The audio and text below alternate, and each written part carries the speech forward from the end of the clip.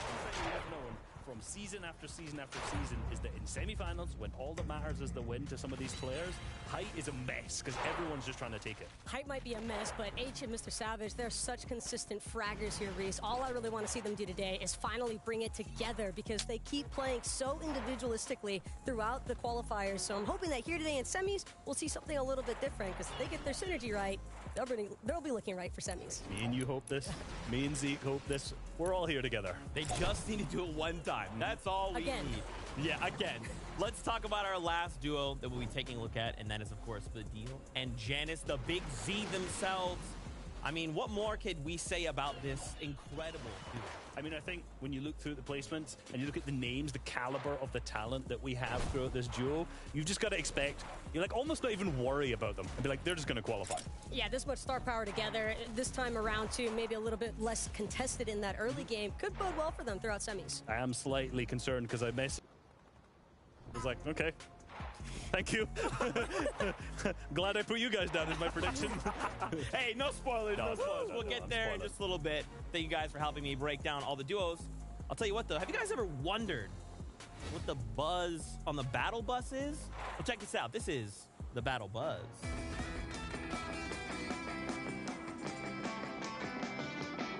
What's up, everybody? I'm Miniminer, and I'm joined alongside Vino and Nako. We're going to be playing a game that we like to call Battle Buzz. I'm going to be asking both of these guys a question about Fortnite and the FNCS, and whoever thinks they know the answer first will be buzzing in and trying to get the answer right. Vino, how are you feeling going into this? I'm excited. I think I'm going to get first place, I'll say that. First place. Whew. Nako, that's fighting words from Vino there. What is the max damage that you can hit with a Gold Striker Pump Shotgun? 185. Okay, Vino, boom, straight in. 185. Oh, that is correct. Do I have to wait if I buzz in? Yeah, you have to buzz in. Yeah, I buzzed No, in but first. I did. Yeah, Vino did it first. Vino's in there first. I like it. No, he's right. Okay, 1 point to Vino. Good stuff. Question 2. What health does a metal wall initially build with? Who buzzed in first? It was Nako buzzed in first. I did, no? No. No, Nako. I did. 150. That is not correct, unfortunately. We're going to pass it over to Vino. 45. You're both wrong, unfortunately. You don't get a point. It's actually 110 HP. It's quite a lot. We wouldn't have guessed it, I think. Question 3. Which EU player holds the most FNCS titles? Okay, so Vino buzzed in first. Tayson is, of course, correct. Did you know that, Nako? Yeah. You knew it. It's a tough one. It's a tough one. Everyone knows it. Question 4. The unvaulting event in Chapter 2 allowed players to choose one vaulted item or weapon to return to the game. What was it? I think I know it. Okay, Nako's buzzed in. Do you know the answer, Nako? What is it? I'd say it was the drum gun. The drum gun is correct. Yes. Well done. Okay, that was very good. Question 5. What was the name of the first ever prized Fortnite tournament? Okay, Vino. Solo Showdown. Solo Showdown is incorrect. It's close. Nako. It has to be the Summer Skirmish. Summer Skirmish is correct, yes. Question 6. In the most recent EU FNCS finals, which player had the most eliminations? Vino, you buzzed in first. Me. Who was it? It was you. It was. Okay, the final question.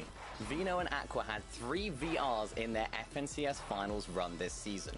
Who was the last FNCS finals team to also do this on EU? You buzzed in very quickly there, actually. I was confident, but I'm not too sure anymore. I think it's Hen Janis Chapix.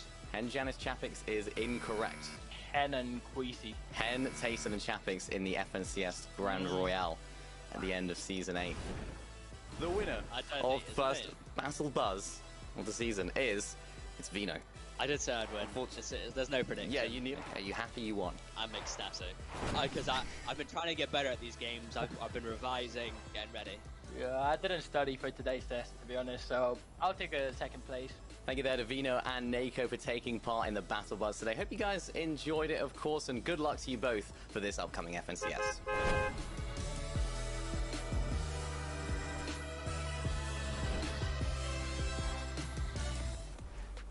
As always, thanks to the players for hanging out. Miniminer, stop trying to take my job. You're too good at everything. Okay, let's talk about some of our predictions as we prepare for the first day of semi-finals. Mini, I do want to start with you.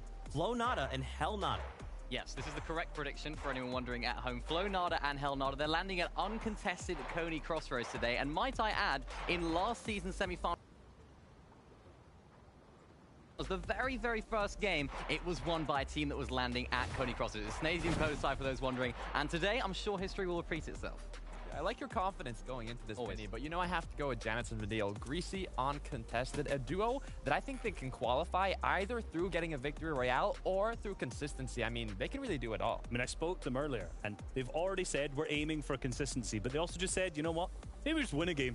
And I was like, which game? Not? So he says number 4. So we've got to watch out. Game number 4, Vidal and Janus win. That's the one. Look, I like your picks, but personally, I think Nefreezy and Lusher are the team to watch out for. A height team, which is a very valuable thing to be in these kind of lobbies. A team that's shown us they can win in the FNCS round 4 stages already. So, for me, they're the team to go for. Listen, I'm doubling down on H and Mr. Savage. They found a victory royale already in qualifiers number 3. I'm expecting them to do it here again today in semis. Wow, wow, wow. And I'm rounding us out. Noah, Rayleigh, and Reason. I mean, come on, competitive veterans. They just need a single win. That's it. I'm not asking for too much. Mini Manor, I want to hear kind of your in-game analysis mind. How are you feeling coming in? What are expectations? What should the viewers be watching out for? Wins, victory royales, dubs. 3 ways of describing what's going to happen today, okay? We're going to see lots of those today. Only 5 games, so maybe the consistency teams that do start off badly might have a more difficult time, but it's all about the victories, and I love it. I'm right there. We're locked in. We're locked in. It is that time, everybody. We are gearing up for the first game of semifinals day number 1. Find your seats on the bus. It's go time. Game 1. In the words of Mini Miner, it is about the victory royales. This is the semi-finals, day 1 that is. My name's Levin2K, alongside me to Carter, ready to break down all the action. It's going to be an intense day. Only 5 matches, like Mini Miner was bringing up, so there is one less chance in today compared to the next 2 semi-final days to get that qualification through the victory royale, but we still have those 6 spots with consistency, Levin, and I'm excited to see which duos are going to take that. And I think that is the silver lining for a lot of teams. Obviously, each game, the victory royale winner will qualify to the final, but there will be teams that come so agonizingly close, but for them, the hope is not lost, right? If you continue to be consistent, be close, you still do have a shot via consistency. I'm super excited though, because it's always a toss-up, right? Who will be the teams to win? Who will be the teams that are just consistent? That is the ultimate question. I mean, you never really know what's going to happen, right, Levin? And getting into game number 1, we're going to see the early game engagements. We're going to see the drop spots, but stop me there. The battle bus is ready. The engine is started. Let's get into match 1. We don't have to wait much longer. The time is now. And what a time it is already. We've had such great level of competition in the qualifying rounds. But this is now the semi-finals. The last stop, the last chance to solidify your spot in that grand final. And this is what all the players are playing for. And off spawn already, we're going to see some of the drop spots, some of the POIs that teams will look to land at. Kiduo and Usri in this sign-up station area. Not a team in sight. Oh, but in the center of the map, there's multiple teams in sight here. We've got Wox, we've got Rabab. Both players seeming to actually get contested, but you have to be careful. From afar, the third party comes in. They take that one, and now Rabab is left alone to play it as a solo, finds a big pot. But this is a very dangerous position to be in. This is not where you want to be. Wox just caught asleep, started off the game, was not alert, was not sharp enough, gets taken out from afar. And so now Rabab Kebab in a similar situation to what we saw in some of the qualifying rounds, if you tuned in then, where he will now, as a solo, have the team on his back. That's not a position you want to be put in, but the good news is that it is only game 1, so they will have 5 more matches to play out. And I mean, hey, he can even get the reboot. He can continue playing. It's just going to be difficult. Looking to replay, though, in Shonkers. Nice shots getting connected from Destru here with that Ranger Assault Rifle, and not only that, the double. We had the analysts talking about Floki and Clement, what they'd be able to do off spawn, whether or not they'd be able to actually finally do it. Of course, we've only ever seen once Floki and Clement actually miss that FNCS final, but Destru making their journey there that much harder, taking them down off spawn. Over at Shifty Shafts, though, it seems like we have a couple teams who are looking to contest each other here. Of course, the team at Land Shifty often has priority on the grapple gloves nearby, which makes it such a valuable POI. It's all about making use of your environment. But you have to be careful, especially when you're contested. It can mess up your loot path. It can mess up what you've studied beforehand, the efficiency you might have practiced. But Sherry here, Kurosawa, looking to have the initial strike to this engagement. The first shot by playing their angles and playing the positioning right. And another player that's looking to do just the same. It's Ewan here alongside Buzz, looking to get a bit of real estate against his opponents here, trapping them in like a mouse in a cage here as he continues to lay down shots, looking for an angle, looking for that opportunity, a crack, a big hit to allow him and his duo partners to play that much more aggressive. But the opponents, they don't want to get risky. They don't want to get aggressive. As one shot comes in, 26 shield.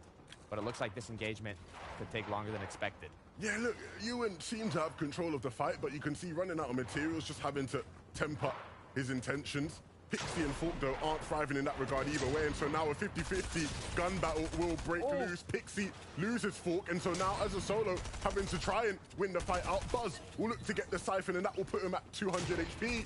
But can they close out the fight? Ewan struggling, needs to stay cool, and Buzz will close things out, picking up both of the eliminations. A really nicely executed fight.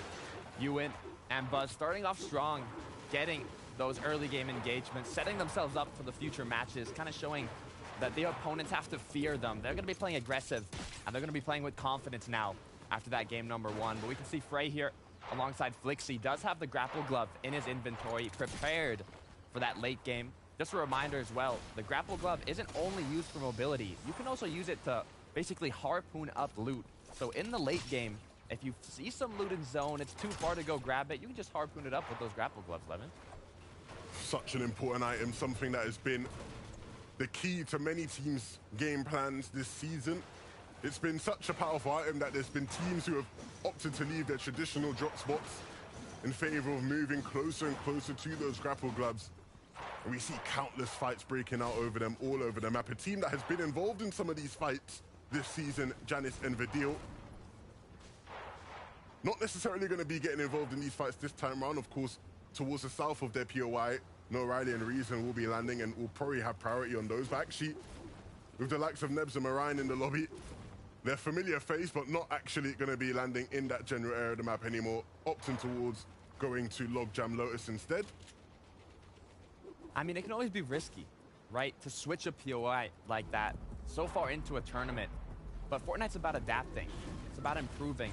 It's about being able to adapt quicker than your opponents. And Nebs and Marine, with the experience they have, I would not be surprised that they're able to qualify even with having that disadvantage from playing at a new drop spot that they might not be that much used to. Vico and Jackson, a team that if you aren't too familiar with, you should be very much excited about them.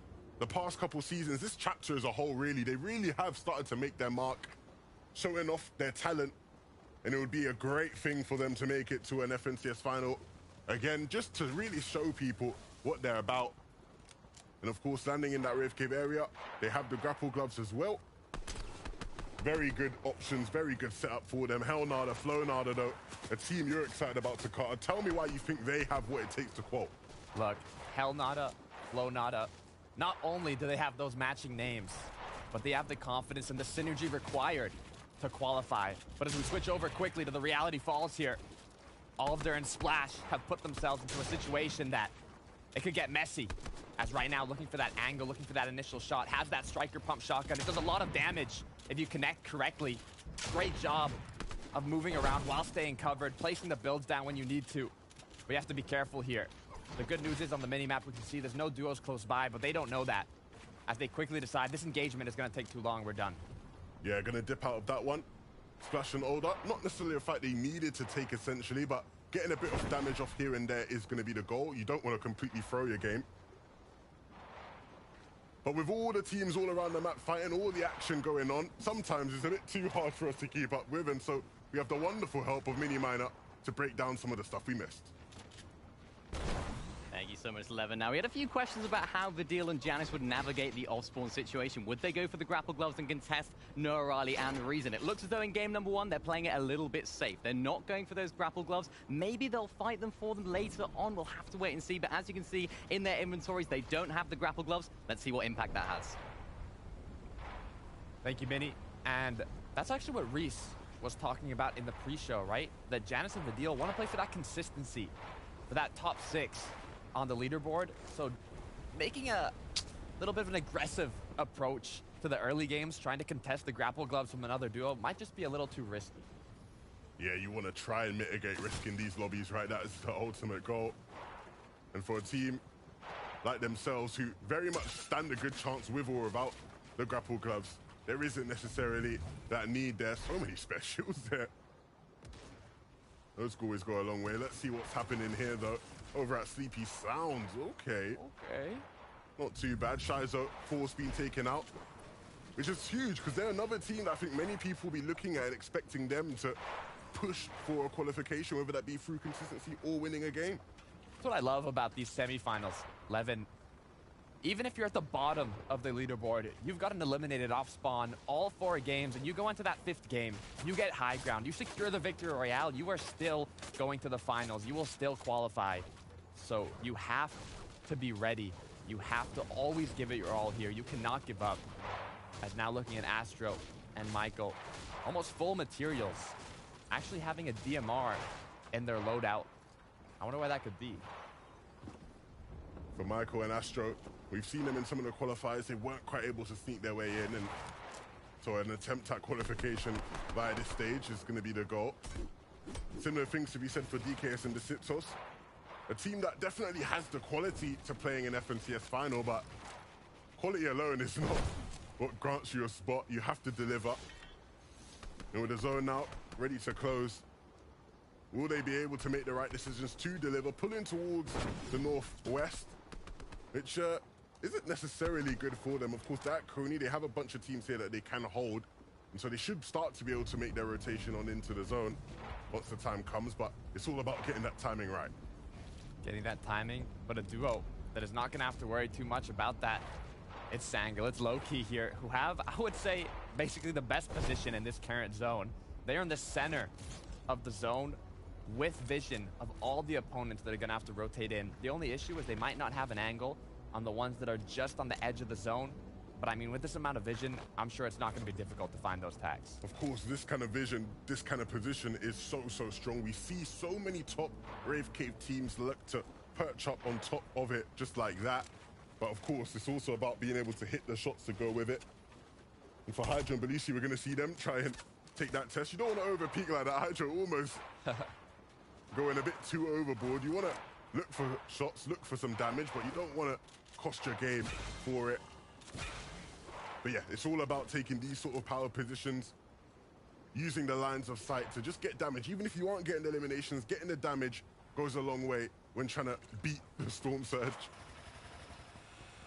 For Strokey and Kylie here, though, they seem to have got themselves into an engagement, seeing that Kylie does have an elimination, but that's going to cause them to rotate in late. And you have to think, is it worth it to take those engagements? You do get a bit of damage, but you're going to use up a lot of resources and end up rotating late. And when you have all those duos like we saw in the center of the map, built up, based up with vision, it's a little too risky as you rotate in late. But sometimes you have to do what you have to do. And Comeback and his duo partner here are looking to do just that as they go straight into Canox's box. They're securing that elimination quickly. I really like that from Comeback and Blackshot. This is a duo that's very new, not very experienced at this level, but they've impressed so far this season. They've shown a real understanding and a knack for how to navigate mid-games, especially consistently being able to get to end games. And so they're definitely a team I'd watch out for qualifying in terms of consistency.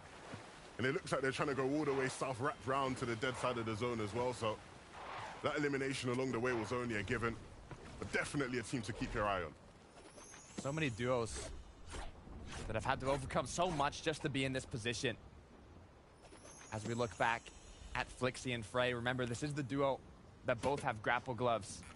But the issue is, coming from a corner of the map here, not having much opportunity to get tags, 54 below, currently, even with such a powerful position. But you can even see at the bottom right in the mini-map, there was not too many duos close by.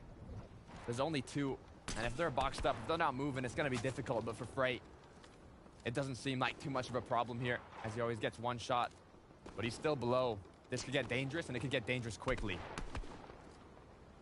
This is going to be a real test for Frey and Flixie.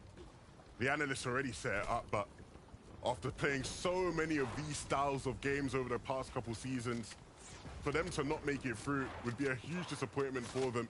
The expectations are high, but can they match them? Can they reach them? For the teams in the zone right now trying to rotate in, it's not looking too phenomenal. Fury and Toos are above on Surge, which is always a positive, especially with some of the changes made recently. But it's also going to be about getting to zone with a better loadout. Not many shields left, literally none spare for Fury, and the materials are drastic. I mean, they might make it to zone, but what cost, Levin? Like you said, out of shields there. As we switch over to Payna and Raiden here, 64 below, choosing to take the aggressive route of going for those eliminations, or even just going for a bit of damage up close. It's more risky, but it can be that much more beneficial if you connect your shots and get that opportunity. As Raiden now builds down, looks for that angle, but he is getting shot from the third parties around him. Has to be careful here, has to build all around as he pushes, doing a great job of covering all the opposing angles as he looks for his own. Gets a cone, looking for the other replacements here. 109 below. The stress keeps going up, the damage keeps ticking. Now no more shields to work with. It's forced to pop some minis, pop some chug splashes, group up with his duo partner. But as time goes on, it just gets more and more risky. Desperate times call for desperate measures. For Krusty and Paco, they're barely above themselves, and so they won't run away from the engagement per se, but they definitely will want it to play into their own hands, and you saw they were ready for it. They need to be careful, though. Krusty's taking a bit too much damage than he can handle, but Paco is ready and waiting, and Paco will step up, picking up the eliminations. The duo are looking much, much better now. Nicely executed from Krusty and Paco. Making use of the auto shotgun. I feel like we've seen already quite a few eliminations just from that weapon today, and it looks like we might see another one here. As here, alongside his duo partner, Destru. 9 below. Storm Surge for Frey, though. We just saw this duo. We saw what position they were in, Levin. They had the grapple gloves, but they were missing the damage, and even though they based up with a good amount of vision, they still go down. They couldn't handle the heat. They had to get out of the kitchen. They were forced out of the kitchen, it seems. Destru, though. These guys have been on a roll so far this game. They take out Kiduo and Yusri. They are really the lobby bosses right now. First place just because they've amassed so many eliminations, more than anyone else, it seems. But a really nice start. It's all about momentum sometimes in these games, and they definitely got the momentum rolling in their favor. They can't be overzealous, though. They have to keep their cool as the zones keep on closing. 188 above for Janus and Vidil. 0 eliminations, so they've been doing damage from afar. Not sure how many resources they've used up. However, we'll switch back here. More to the edge of the zone, more the congested side. You can see so many duos close by. The good part of the congested zone here is you can get those tags, you can get that damage. There's so many options close by.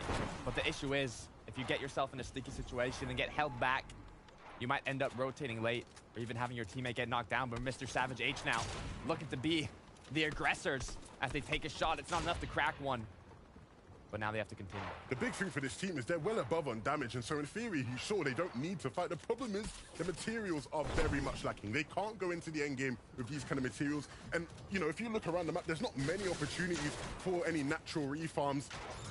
And so you can see running away. Hen, or H, sorry, I should say, isn't able to keep up with Savage and falls as a result of it. Desitos and DKS, though, side by side now.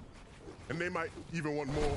After already picking up H, they might decide Mr. Savage is next on their list, but they also have to focus on the teams that were closing them down, holding them out of the zone. Hungry for more. Desitos and DKS recuperate that shield that they lost rotating in. And now as Storm Surge is active, you can see on the center, this is where it gets more and more dangerous for players like Mr. Savage as he goes down. Shots being made from afar. All these duos that have just made it in have to just do this much more damage as now Astro and Michael take down Flonada. His duo partner, though, doesn't want to let it end so quickly. Gets cracked. Astro now has to take care of Michael. He has lost his shield. They do get the finish. Both players are eliminated here as Nebs falls into the box. This could be another one. Already one elimination for Astro, but he's hungry for more. As Marine up above is maybe deciding that this engagement is a bit too risky. Nebs and Marine were almost getting cooked right there. And Nebs actually will be cooked, burnt out, taken out. Marine up above just had no real say. Couldn't really step in and help his teammate. For Astro and Michael though, you can see that they're posturing themselves for the angles. They're looking to take the shots if they'll come to them. But 484 above is well ahead of many of the players left in the lobby. And they're looking good when it comes to materials as well. The big question is, can they get to the zone? So much aggression, so much engagement, so much battles happening here. And we're not even in the late game yet. 4th zone, which will come to a close in just 1 minute. Some duos like the Siptos and DKS, plenty above Storm Surge, while we have duos on the contrary, battling it out just to be on the borderline.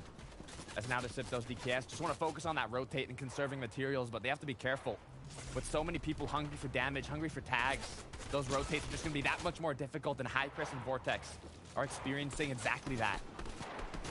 As now he continues, the shots keep coming in. He does have the armored wall to work with, places down 1, but now only 1 left in his inventory. So many auto shotguns here. Epic one for Hycris as he looks back, finds an opponent in the zone, continues to apply that pressure, continues to look for more. As Nefrizzi, on the contrary, is one of the duos that's already based up in zone and has that advantageous position to continue on. But they do not have enough damage on Storm Surge, so they'll be hunting, they'll be looking. And very much so the same thing that Vortex and Hycris are looking to do. They have their eyes set on Janus and Vidil, but they elevated, moved out of position, and so their angle is lost. But they need to reposition. They can't afford to give up. The server quite literally will not give them a chance to do so. And now breaking in, trying to find builds, trying to take edits, claim space. And if they can find that space, the opportunities are there, the players are there to be fought. But with the zone ticking away at their HP, ticking away at their shields, they do become so low.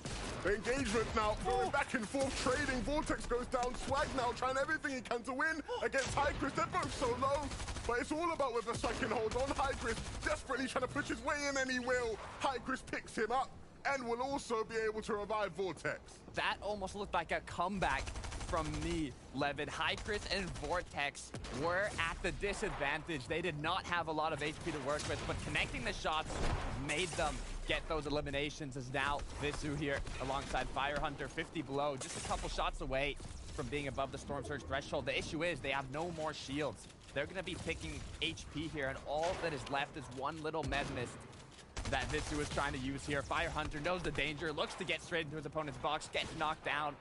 Although they did get above Storm Surge, one of the players has gone down, and now it's all about, do you pick up your teammate? The zone's closing, it's too risky. You have to begin your rotate. Sliding down the hill here, all the duos in front of them, boxed up. If they see Visu here, this is gonna get very dangerous for him. Yeah, and to be fair, Visu needs to be careful because building in wood will only bring more attention to yourself. That's unnecessary, and Paco won't even let him have the chance.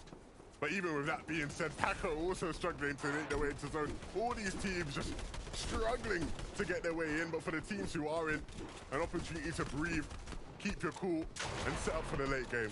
Lucy Haijo, 2 eliminations on the board. You see a lot of these duos that don't have to worry about Surge are ones that were able to secure those eliminations. You can see on the feed all the chaos that's going on. Michael, Clown getting eliminations as Haijo now begins to try and get more on the side of where that first moving pulled to. It did pull west. So 6th zone is going to be going west. We can already see duos low-key and his duo partner going for the high ground, building up early. Meanwhile, all these other duos are just trying to get ahead so they don't have as much of a rotate when that zone starts closing.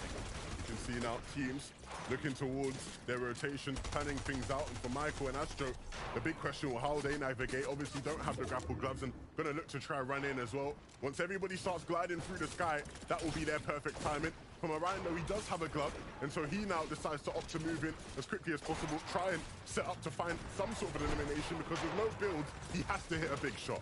80 below has one more use of his grapple glove, just one opportunity to get himself a bit into zone as he stays back and looks for an angle, but looking at where Marine is right now, there's not too many players close by. He's looking to see what he can find, playing his time right, getting as much placement points as he can secure. 18 duos up, 33 players. This could be an opportunity to take a shot. He has the striker pump. And meanwhile, on the high ground, Loki and his duo partner still are holding it. Sandguild and Loki hold the prime position. Almost everybody in the lobby probably wishes they could be the ones here up on height, but it's a matter of whether or not they can hold on to it. For Mirando, he's just been tiptoeing his way around all these builds, trying to find opportunities. Farming up some extra brick there is going to be key. The extra builds will just go such a long way as he now farms his way on down, but needs to be careful that he doesn't break into somebody else's box. The breaks come in.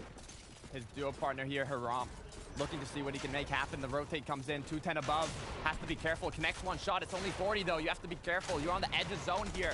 Anything that you do is too risky as Marine goes down. And now Splash and his duo partner have that chance to look back into the zone to do a bit of damage. But they have to be careful. High ground has been broken down. Loki almost getting eliminated with the ball. The retake could come in here as Sandguild using that natural mobility to go above the high ground. It's anybody's game now. They're all floating in the sky above, but down below, Older and Splash are picking up eliminations. One there, and now looking to add to their tally, but the battle for high ground continues. The players have now landed, but who will be the one to stake their claim? You can see Zaka and Haram, they're looking to do it, but can they connect to these shots, dancing around each other, flying past their enemies, and now looking down below, they realize maybe height isn't going to be the way, but for Hydro and Belusi, they were the ones to hold on. Hydro and Belusi have taken this high ground, but they have to be careful. They don't have a lot of materials to work with here, as Zika, with 2 eliminations, 2 for his duo, are out of materials as well. All these duos are so low on resources. They need a refresh. Zika goes down, now leaving it up to Haram. He does have 4 eliminations. He's hungry for more, but he's out of resources. Just 7 more builds to work with. Belusi and Hydro do have the high ground here, but you can see 1 build for Hydro. I'm not even sure how many Belusi has. As Janice now goes for the retake. The Victory Royale will auto-qualify you. This is so important for these players. The most important build fight of Janice's life, and it seems like he's won things out. Him and Vidil now really hold the keys to the lobby. For Refscon, he just has to wait. Only 3 builds means that an elimination right now for him is crucial. Refscon continues to try and stay up here. He had full HP, full shield, gets Hydro's knock, and now Michael playing it as a solo has to connect it. He does, but Lucy goes down. 3 eliminations from Michael. Now only 6 duos up, 8 players as Hydris and Vortex are still as a duo. All these players are getting eliminated left and right, but Hydris has the med mist. He can stay in zone, but he has to be careful. There's not much in that med mist, and there's not much in the way of HPE, but Vortex now, as a solo, needs to do everything he can, but with so little builds, just has to use that of his teammates, try and use it as well. The med mist will be picked up, but again, there isn't much in it. For Vidil and Janice, though, this has been easy breezy, but with no materials left, they can't get complacent. They have to still connect to their shots, and that's what Vidil's looking to do.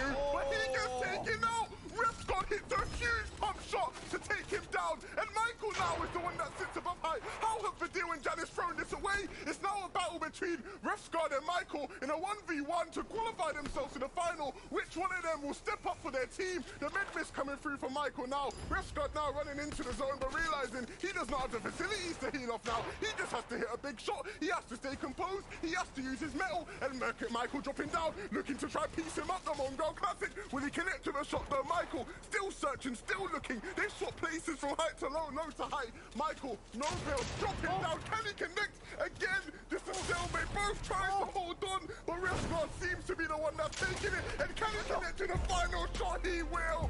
Refscon picks up Michael, and Refscon and Clown will go to the finals. I can't believe it. I can't even breathe, Takata. Refscon, are you kidding me? The 1 versus 1 taking down Michael as Janice and Vidil were the only duo standing up, but both of them go down into one of the most intense 1 versus 1s we've seen to date. Refscon and Clown will be absolutely elated. That shot from Refscon will go down in history. It was so vital to their chances there. Honestly, I can't, my lungs ain't recovering from this, Takara. I don't even know what we just witnessed. The back and forths from that 1 versus 1 were incredible, but Refscon hit his shots when he needed to most, and now both Refscon and Clown will be going directly to the finals. That is the kind of games we will be seeing all throughout the day. Those moments are what it's all about, and to break that all down, we have Zeke, Taco, and Reese. My goodness, dude. We are literally here losing our minds in these final moments as Refsguard takes the 1v1. And I mean, Refsguard had nothing going into that. Literally nothing. I mean, he had no teammate either. Pretty much from, I don't know how early on that was, but I think it was like first or second moving. That's when Clown ended up going down. No need to rhyme, of course. But I was watching early, and you know, you're counting out the teams. You're like, Vidil Janus, they've won this. No problem at all. Until this moment right here, where, of course, Refsguard just changes everything up, picks up. And now, the 1v1 at the end was crisp. Yeah, Refsguard kind of clowning on Vidil and Janus at the end there, I think, with that clutch shot opening. But more importantly, Reese, I really can't stress this enough. The composure necessary to maintain as a solo player throughout that entire final segment. I mean, Refsguard really could not have done a better performance here. He's one of the most veteran players we have in Fortnite competitive. And this is why. Oh my gosh, dude, I'm telling you, I wish you guys could have seen us just losing our minds. We're going crazy. Let's go, Refsguard. We'll see you guys in finals. Let's go ahead and talk about, though, you mentioned them, Janus and Vidil. I mean, I feel like, to your point, it was like once we solved their names as like one of those last we do, it's like, oh, they win, right? Like, it's a no-brainer, but how did this go? I mean, once you see that height retake, like, this is what we're probably going to see from a lot of the winning teams, right? We're seeing them taking height at, like, the second moving zone, because when you know these kind of reboot round style games, the semi-finals, when a win matters, height retakes happen repeatedly. I'd love to see exactly what ended up happening to Janus, because, you know, we were sitting here going, it's won. It's over. This is the best duo. They're both left in it. But unfortunately, of course, like, we just saw that the pure takeover from Refsguard instead. Yeah, even if you have the materials to be able to take over that height position, doesn't necessarily mean that you're going to be able to close out on every single one of those shots. And while it's a bit unfortunate there for Vidil and Janus, that's still a very strong, nearly second place finish here from this duo. I mean, the fact that they made it into the final 5 duos remaining says a lot. Absolutely. And here we go. This is what the standings look like, of course. You know, we've got our winning team removed, right? That's right. So if you guys are just, you know, joining in, tuning in, you're like, wait, what about that duo that just won? Well, if you get a Victory Royale, your duo's going right to finals, which means everyone moves up. So with that, Vidil and Janus, now they're sitting there in that #1 spot. At the end of 5 games today, we'll see the top 6 go right to finals as well. This is exactly where I want a lot of these duos to be. And I mean, just look at the list of names. Players that you'd be like, wait, is this not? Are we just not already in finals? Is that right? Yeah, of course. Again, Vidil Janus, the biggest names I think we've got in the entire lobby.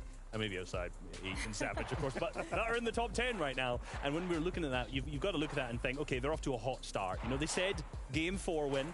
Right now, well, game 1's over. They're first on the leaderboard. Consistency is absolutely available for them in that qualification. And it's crazy, too, given the fact that they had 70 limbs throughout that. So they were definitely one of the more proactive duos, I think, making sure to maintain their tags throughout each of these circles and moving into zone appropriately. Absolutely. And you know what? We saw a massive change here. You guys haven't seen, this week specifically, there's been a massive change to Storm Surge. This game has already been completely different than any other Fortnite game we've seen in the past.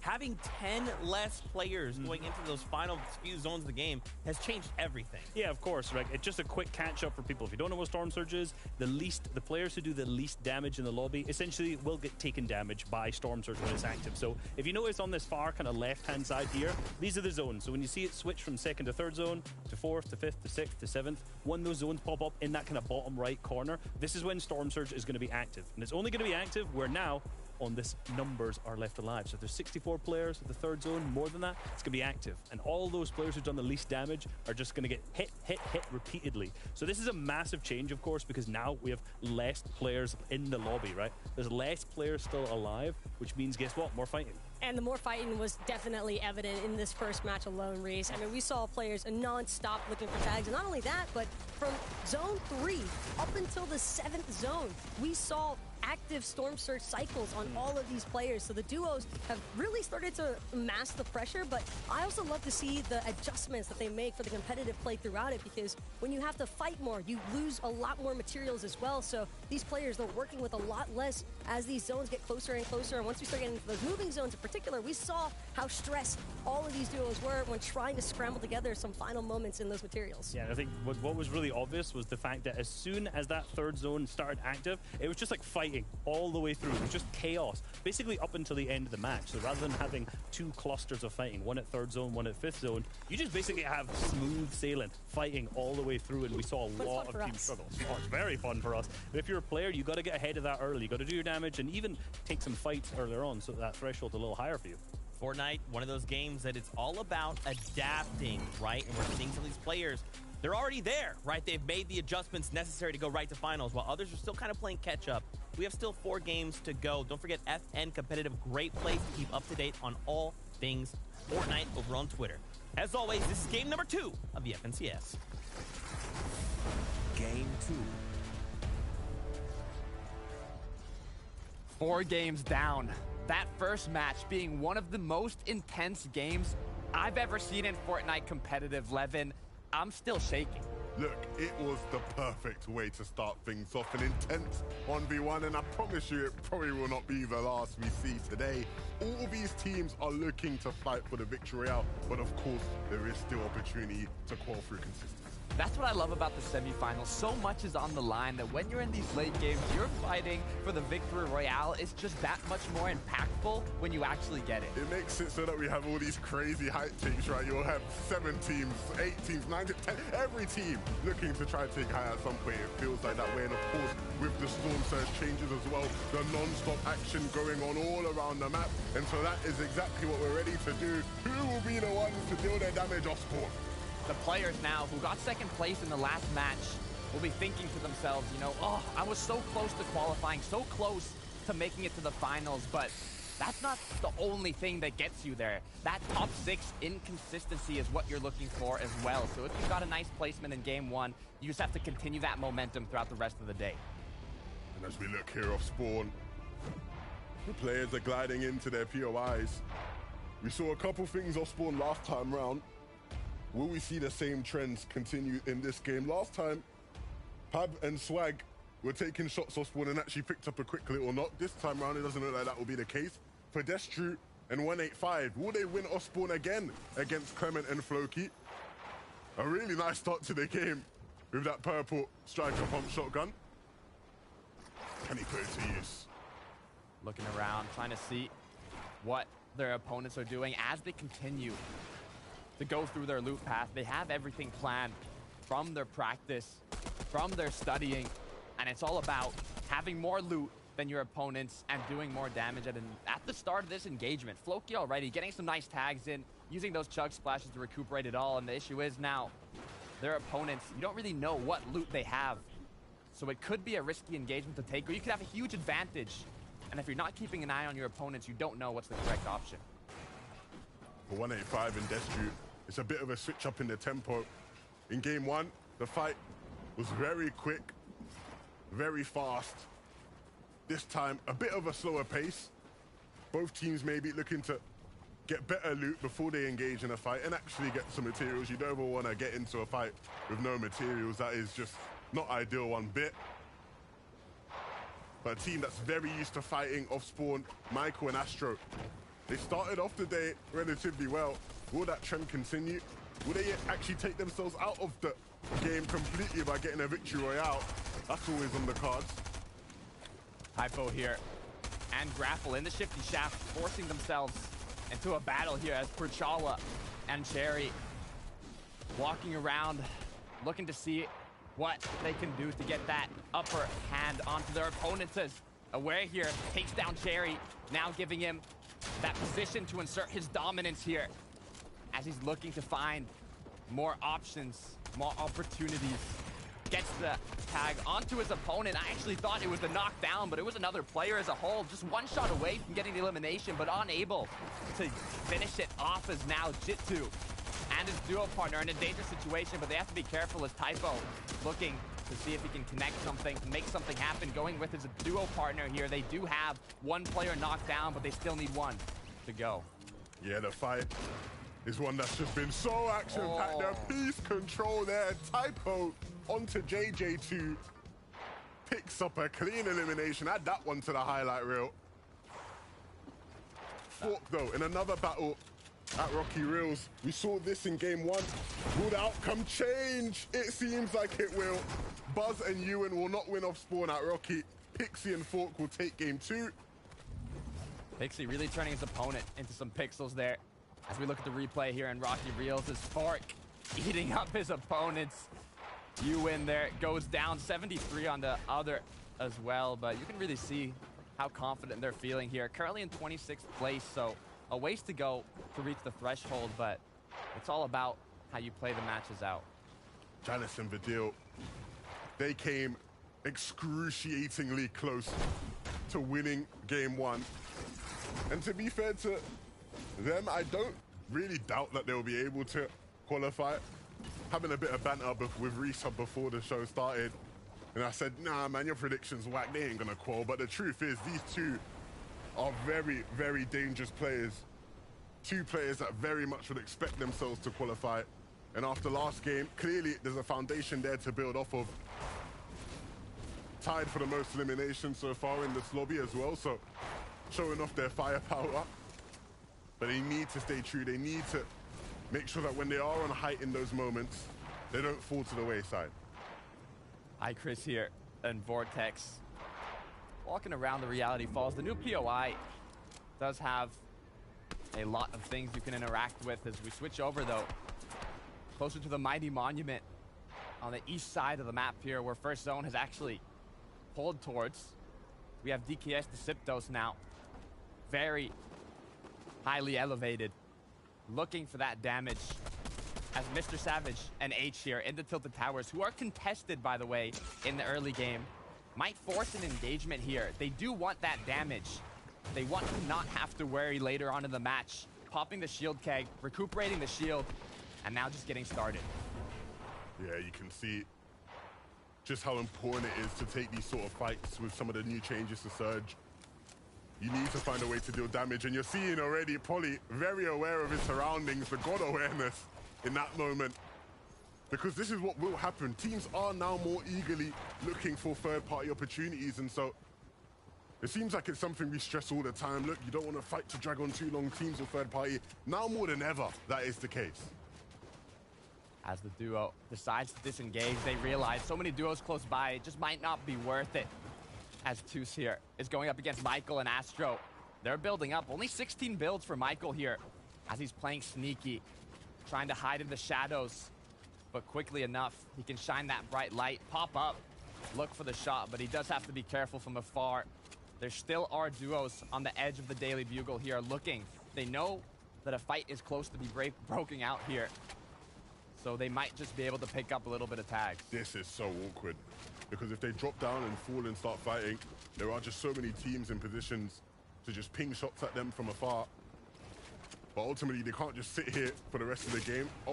We'll drop down now. He's making use of the cobwebs at the POI, but again, if you expose yourself for too long, there are just so many eyes looking in this general area. But now, as they take the fight into a building, an opportunity now to avoid the third parties, but that doesn't seem to be something that's helping them, because Fury is on fire and he's trying to take out both of them. Toos has fallen, but he's picked up one already, and he's looking to try and find a shot onto Michael. Will connect, but can he close things out? He needs to take that wall, needs to find the extra bit of peace. But already a brilliant start. He's actually now searching for the finish and realizes the third parties are coming in. Just having to rely on his sound and trust his instincts. But still, Astro crawling away, not making his life any easy and trying to find a body. But for Splashy and Zohan, they now need to pincer in on this, capitalize on two splintered teams. With Astro knocked down and one player here running around, roaming as a solo, it gives them that edge and that position to take this engagement with confidence. And that's exactly what Zohan and Splashy do, eliminating their opponent there without too many difficulties. And actually, this is so nice for Michael and Astro. What was looking like almost a fatal end turns into an opportunity, a second chance, be it. But they need to get out before Splashy and Zohan sniff them out. But the revive coming through is just so, so nice. They have the means to get them both back up to 200 HP. And so the game's not done. The game's just getting started, Levin, just like these whole semis. I mean, we only have one game played. Currently in the second match out of 5. as we look back over at our third place team from last match. Now in the first place on the standings, though, you can see they know how much damage they need. We talked about it after game 1. The importance of the new Storm Surge piece coming in from Vidil, taking out the opponent instantly. Floki goes down, but now Vidil is low on HP here. It gets more and more dangerous as the zone does pull more north. But the good news is they have a lot of time to work with. I love how eager Vidil is, just so confident. Taking walls, putting cones, sliding them into boxes, and hitting big shots. Of course, almost going down, but we won't talk about that bit. Let's just focus on the positives for this duo. As that is what they need to do. Stay in a good frame of mind after falling at the last hurdle in game 1. It's all about redemption for this team. We can see close by, we have also Kiduo. We have a lot of duos beginning to rotate now. Those teams that began on the south side of the map have to rotate up towards the northeast side. Whereas Janus and Vidil now can do it just that bit more safely, as they already got that elimination, got a good amount of damage, but some duos that might be looking for more. It's H and Mr. Savage. H and Mr. Savage literally have the most maximum possible zone to rotate right now. All the way still here at Tilted Towers. They're not even good on materials. Obviously, we've not seen everything that's happened here, but it's clearly not been too great for this team. Even if they can win out the fights here against Jackson and Vico, they have such a journey to travel and a bunch of teams that will be in their way on that journey. This is not a good spot to be in for this team. Look, I think the issue is they begin with that early game engagement being contested in Tilted Towers, and that battle lasts so long that other duos start rotating in and joining the battle, and it's a non-stop engagement. Being in that center of the map where so many duos rotate through, they just can't get out of that POI. A team that was very much able to get out of POI. We got a light show going on here. You get everything in the FNCS. Everything that you want to see. All the excitement, all the fun. And of course, if you want some more fun, be sure to check out FN Comp Official on Instagram for all the best plays, best highlights, interviews, everything you want. What do you want to need, right? What do you want? I want interviews. I want player backstories. You get backstories on FN Comp Official, so be sure to go check it out. I'm sure Splash has had plenty of time to check it out while he's been watching and spectating older, but now he's going to have to put his phone down and get back in the game. He's just been rebooted. A second chance at life in this game. And an opportunity again to try and win. Ooh. Was it worth it, though? I mean, the issue is they did get that reboot. But now, the time that was used getting that reboot, which could have been used to get damage, puts them 200 below. But, you know, they're confident. Once they have a duo, once they have a player to push with, it just gives them that much more of an advantage. It's always worth it. As a solo, if you can get the reboot off, you're much better with your teammate than you are without. There are rarely any opportunities where it's not worth it. Those are the ones where it's going to cost you a game completely. For ADN and Hardfind, though, can't afford to be costed now. They need to find some space, create some space. Hardfind's taking so much damage, but ADN will give him an extra time to breathe with that big shot. But things have gone from 100 or 0 to 100 very quickly for this team. Having now to use some mid-miss, get some shields. But they need to be careful. Can't afford to walk into the wrong alleyway again. Otherwise, they might not come out to live and tell the story. Looking now to just break their way on in and take this fight completely. 165 below. And so desperate times calling for desperate measures. They didn't actually connect with anything significant, surprisingly, coming from above, but you can see the intentions. So many players close by, so many players from afar. So many Fiesta in here. Getting ready for the disco is now ADN. Wants to start the party, going straight into his opponent's safe space as he looks for the angle, but quickly finds out it's too dangerous. Place the armored wall. Will he get the flopper off? He does, but he gets a shot taken on him. Hardfind now, only 17 HP to work with, and now both players get eliminated. Oh no, ADN and Hardfind, they tried to phase their way into the box, but it was just not the right door to be knocking on. And even for Squeeze and Podesai, oh, very similar situation. Squeeze. Okay. How has he managed to do that? Vico absolutely melted in the zone. And that is such a nice find, but I don't know how much it's going to count for because the Squeeze still has so much to deal with. Opponent side's been taking out H, and Mr. Savage finally started to make their way into the zone. It's been a long journey for them, but they're doing well. They're taking fights and they're winning them. That is one of their biggest strengths. But they need to find some more HP for Savage. Hen does have the med mist, and that might come in clutch for him. But you can just see all the action taking place. There's so many teams now struggling to adjust to the new Storm Surge changes. It really changes so much. I mean, the amount of action we are seeing, it's like an action movie as H and Mr. Savage make their way into zone now. Med mist being used. Mr. Savage got that HP back up, but H quickly gets cracked. There's so many duos hungry for that damage. They want to feast, as now H is forced to build up, play with a bit more cover here, play safer. Vico up above, getting knocked down once again. Did not get finished last time he was knocked, but now the issue is the zone is coming to a close, and these players have to move. Yeah, another situation where they have to run their way in. Fortunately, though, it's not too much large of a distance, but they can't get complacent. Mr. Savage being a bit too greedy, not wanting to use his builds, and it's costing him vital HP and shields. What will Hen have in the inventory?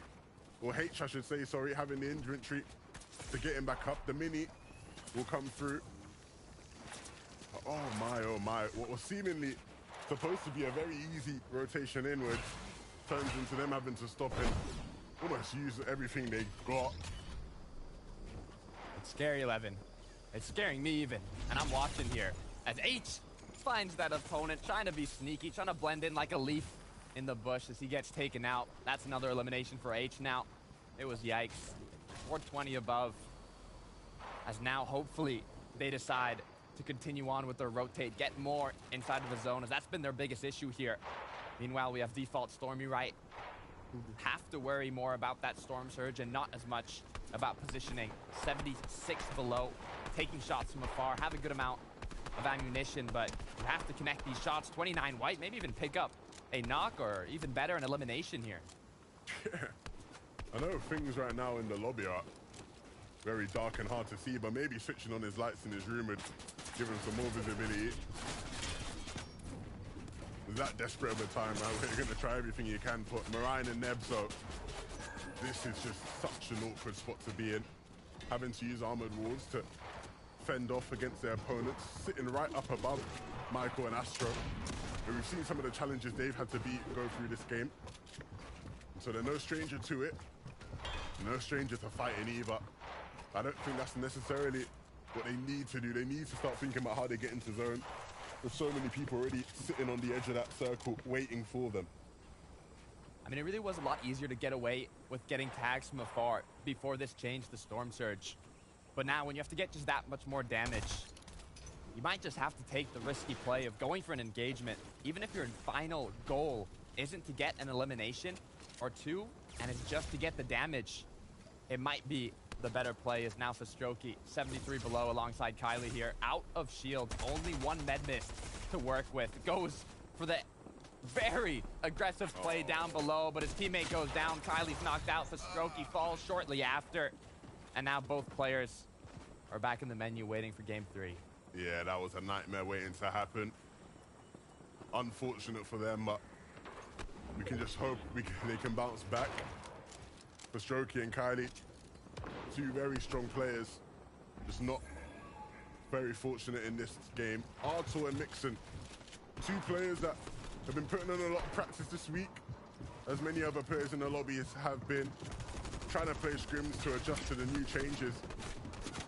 And we're seeing, even with all their practice, all their effort, they are still figuring things out. 44 below now. And patiently waiting for that opening to come for Michael. Maybe he should be a bit more patient. Does some damage, but still down below. And so we'll eventually have to re-peek again. But they are running out of shields, and so how much damage can they afford to trade is the big question. They need to get very fortunate and find something that doesn't cost them too much. Just whispering into their opponent's ears would be enough damage right now to put themselves above the Storm Surge threshold. Is now Astro's aggressively looking to see what he can find. Luckily enough, though, I believe Michael there did pick up some tags, even if it costed him his shield. They do have some minis that they can use to recuperate that. But as time ticks, so does Storm Surge. 49 below for Michael and Astro. They have to be careful here. They have to continuously get this damage, but in the meanwhile, other duos have to do the same. The big thing for Michael and Astro here is that they are very close to zone, if not actually in zone. And so the opportunities probably will come to them. They just have to be ready and waiting. They have little to work with by way of shields, and even materials are running very, very thin. But if they can find that right opportunity, it will go such a long way. Things aren't looking good for them, and they're not looking good for Raxi and Advice. Advice not even here to help Raxi. Raxi gonna be joining Advice in the lobby. But Hydro, in a very similar situation to a lot of the teams we see just scurrying around there all alone. Force, Shizo, another instance of Force having to play as a solo. A team that very much could qualify consistency. They're that level of a team, but they're already off to a rocky road today. It's always dangerous. It's always puts that little bit of fear into you when you lose your duo partner, because you have that much more on the line, and it's just you that can make it happen in this match. The duo that does not have to worry about that is Janus Vidil, continuing the momentum from last match. But I want to see what happened here to H and Mr. Savage as they got out of their POI, but H went down, and possibly Mr. Savage as well, right behind them as they do. Both players getting eliminated, but they had 4 eliminations, Levin. That's pain, though. That's pain to go down like that. That was a situation where they didn't necessarily have to go down. It wasn't all doom and gloom to start off with, but just caught unawares for Mr. Savage, and H just missing some shots he typically wouldn't even miss either. Very uncharacteristic for that team, but nevertheless, they must move on to the next game. There is still opportunities to fight for a spot. For Janus and Vidil, though, they don't want to even bother with that. They want to get out of the way now. It's now or never for them. Flixi and Frey, a team who has been working so hard this season to right the wrongs of the past, and definitely shining brighter than what we've seen them in previous seasons. Can this be their moment, though? Hopefully, they can shine bright enough to come out on top here in this match. As you can see, they do have the first moving zone here. They have the position to pull it. They have the opportunities to take those shots from above, rain down onto their opponents. But you have to be careful, because they're not the only ones that want high ground. Opposite side of zone, another duo looking for it. As Aram and his duo partner here, 57 below, are going to begin their rotate. But the good news is that they'll have those chances to take shots. Force is just so unfortunate when it comes to his material wealth, his HP, and his position. Having to rotate in the back, hope nobody even takes a whiff of him. For Flixi and Frey, they might be looking to try and get in on a team if they can, if they find that opportunity. Frey, though, needs to get back to Flixi. They need to find each other. For Grapple Enjoyer and Typo, up above, though. We've seen teams in this position and not able to hold on. That is going to be the big question for them to answer. For Force, though, it's all about staying out, but he can't. Janus and Vidil, they'll be the ones to pick up Michael and take him out of the game after so long. But they also need to do even more. Things aren't looking too jazzy for them. We've seen them in stronger positions and fail. Aramir looking to see if they can pick up this last little elimination that they have close by. They need this little bit of damage to not have to worry about the rotates going on, but there's only one flopper left in the inventory, no shields. It gets that much more risky as Nebs now has lost Marine. Does have 3 uses on the grapple glove, using them very effectively to get ahead of zone here, but Janus has gone down, leaving Vidil as a solo, and Vidil might just as well go down. Both players are now eliminated. Overwhelmed in the back of the zone. Vidil could not hang tight. Zaka, the one to deal with him. Nebs as a solo. What can he do in this clutch situation?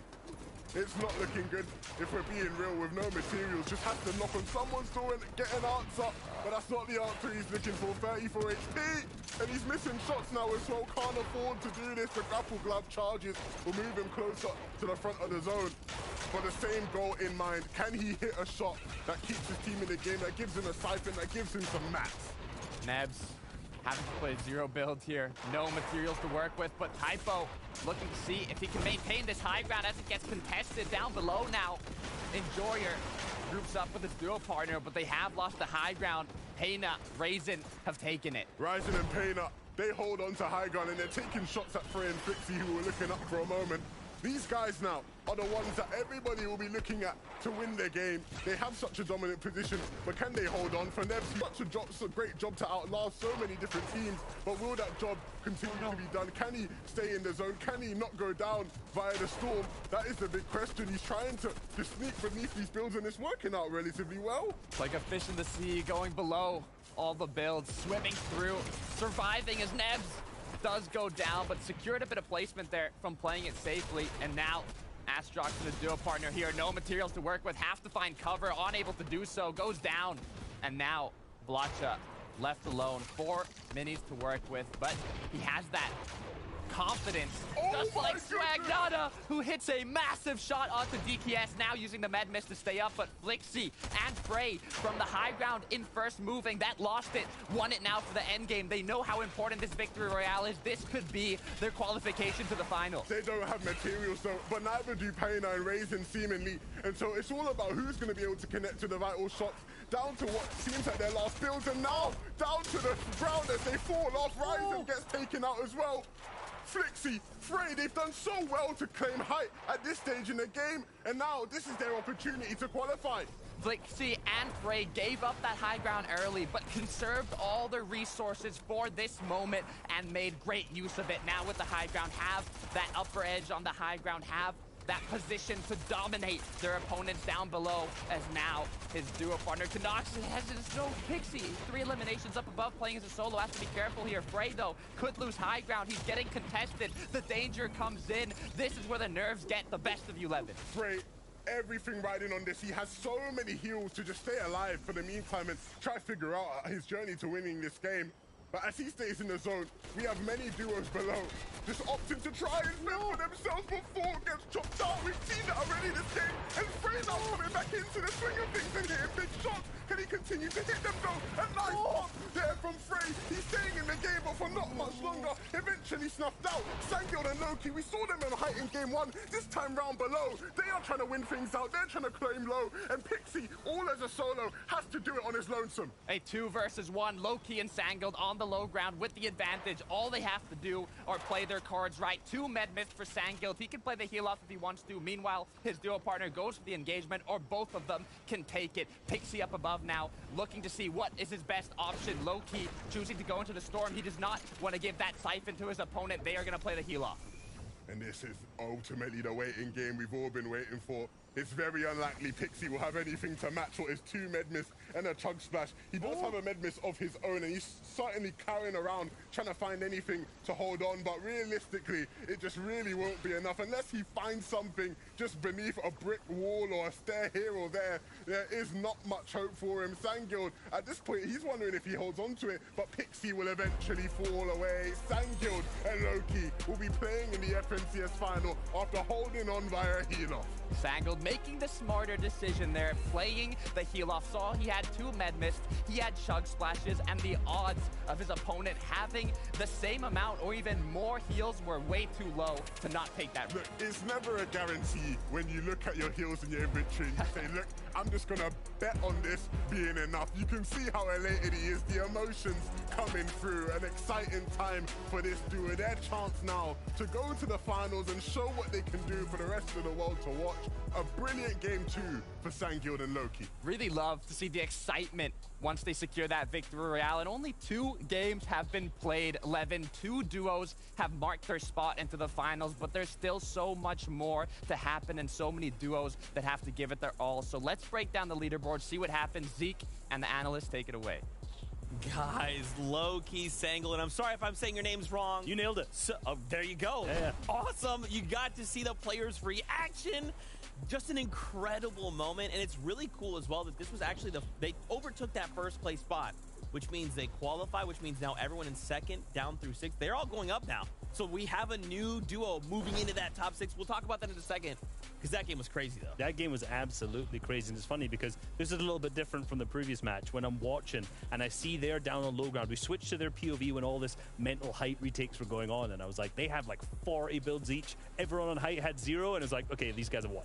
And that's what you'd expect, but I mean, we did see a couple of duos pretty much plunging to their own deaths. Just a lot of issues, I think, with those materials into the later parts of the game. But for Sangilde and Loki, they made sure to just stay working alongside of each other the whole way through. I love the fact that they kept boxing out side by side, just trying to further ensure the fact that they wouldn't really run out of resources while they were moving throughout these moving zones. I always have like a test to find newer players, right? To see how good they are. A lot of the times it's like if YouTube comments like, Reese, you should look at this player. Or sometimes you just speak to people and they're like, you know, this guy is really, really good. That's exactly what I've heard about Loki repeatedly. Yeah. When I went to DreamHack, it was just, oh, Loki's going to do so good. And of course, look at the hype reaction as well. You know, he's been basically on the come up throughout this year, and it's so good to see him finally make his way through to the finals this season. So good, man. So cool. And just think we have 3 more games just like this. Let's take a look at our standings. So remember, that #1 duo, they've already qualified. The next time we'll see them is finals. Everyone else playing for top 6. They will go into finals. Vidil and Janice, that's right.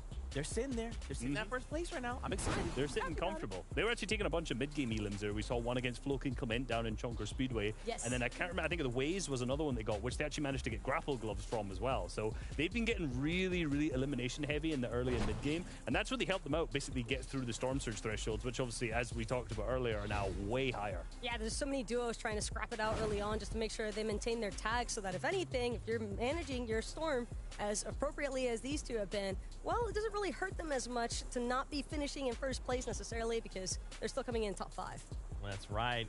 Friends, we have a very special segment here for you that Reese will actually be accompanied by our in-game analyst, Miniminer. Friends, take it away. Of course, one of the interesting dynamics of the one of the interesting dynamics of the semifinals is, of course, if you win a game, you're going to be removed from the lobby, right? And if we remember back to game #1 that we have here, of course, it was Refsguard and Clown who won that. Now, why you sitting looking? What matters? Who cares about game #1? We just watched game #2.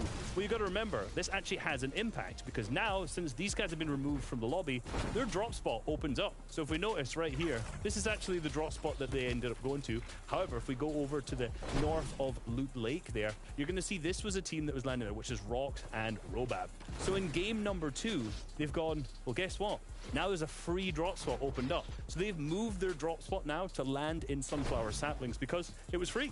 It absolutely was. But of course, that does have some implications as well. For Rox and Robab right now, they don't know this drop spot. They haven't scrimmed it. They haven't practiced it enough potentially to come out and pop off. But they also might not have the Storm Surge off spawn. They've gone from a contested drop spot to now an uncontested drop spot. Reese, how big of an impact will this have on their performance? Well, I mean, it went from them placing 39th in game 1 to 27th in game #2. So it didn't actually impact positively, unfortunately. Thank you very much. Appreciate your time. I see. Now you're hanging out with Miniminer, no longer hanging out with I'm going. I'm going. I mean, wow. It was at first, but Mini does do it pretty well as far as the whole hosting thing is concerned. Get out of here. We're going into game. We're going to go ahead and go into game #3 time because I'm tired of my analysts. That's not true. Guys, game #3 of the FNCS Day 1 semifinals happens right now. Game 3.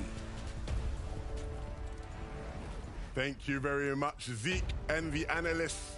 It's going to be a fun ride as we head into what is now the 3rd game of the semi-finals. The first 2 have been very exhilarating. Of course, we saw different flavors in these 2 games, and I can't wait to see what the 3rd has to offer. I mean, we don't have to wait long, Levin. The battle bus is ready. The engine is started.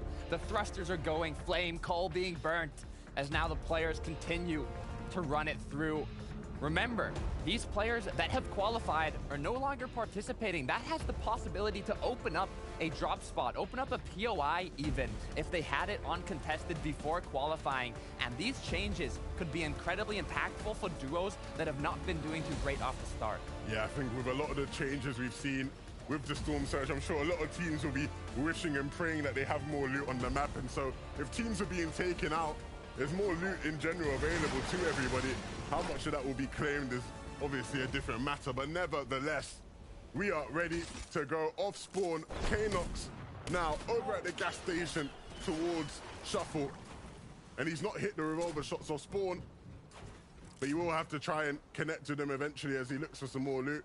Dandir and Skydo, they don't land it. Well, they didn't land here during the qualifiers, but I'm sure with Cammy and Seti being gone, they did see it as an opportunity to step into their shoes. I mean, just like I was bringing up, as these players are dropping in, if a player qualifies and there's no longer going to be dropping that spot, there could be multiple duos that say it's our chance to go there now, and they end up contesting each other. You have 3 duos going against each other, so it really depends what decisions these players make, as now Canox and his partner here looking to see if they can get a flank, get an angle on Dandith, who is actually incredibly low. It could just take one big shot to knock him down here, as Canox hits that big shot, knocking him on his knees, looking up. And now Canox with the upper edge on his duo here, on his opponent, sorry, as they look to look on his duo. Doing some team-on-team action, you know?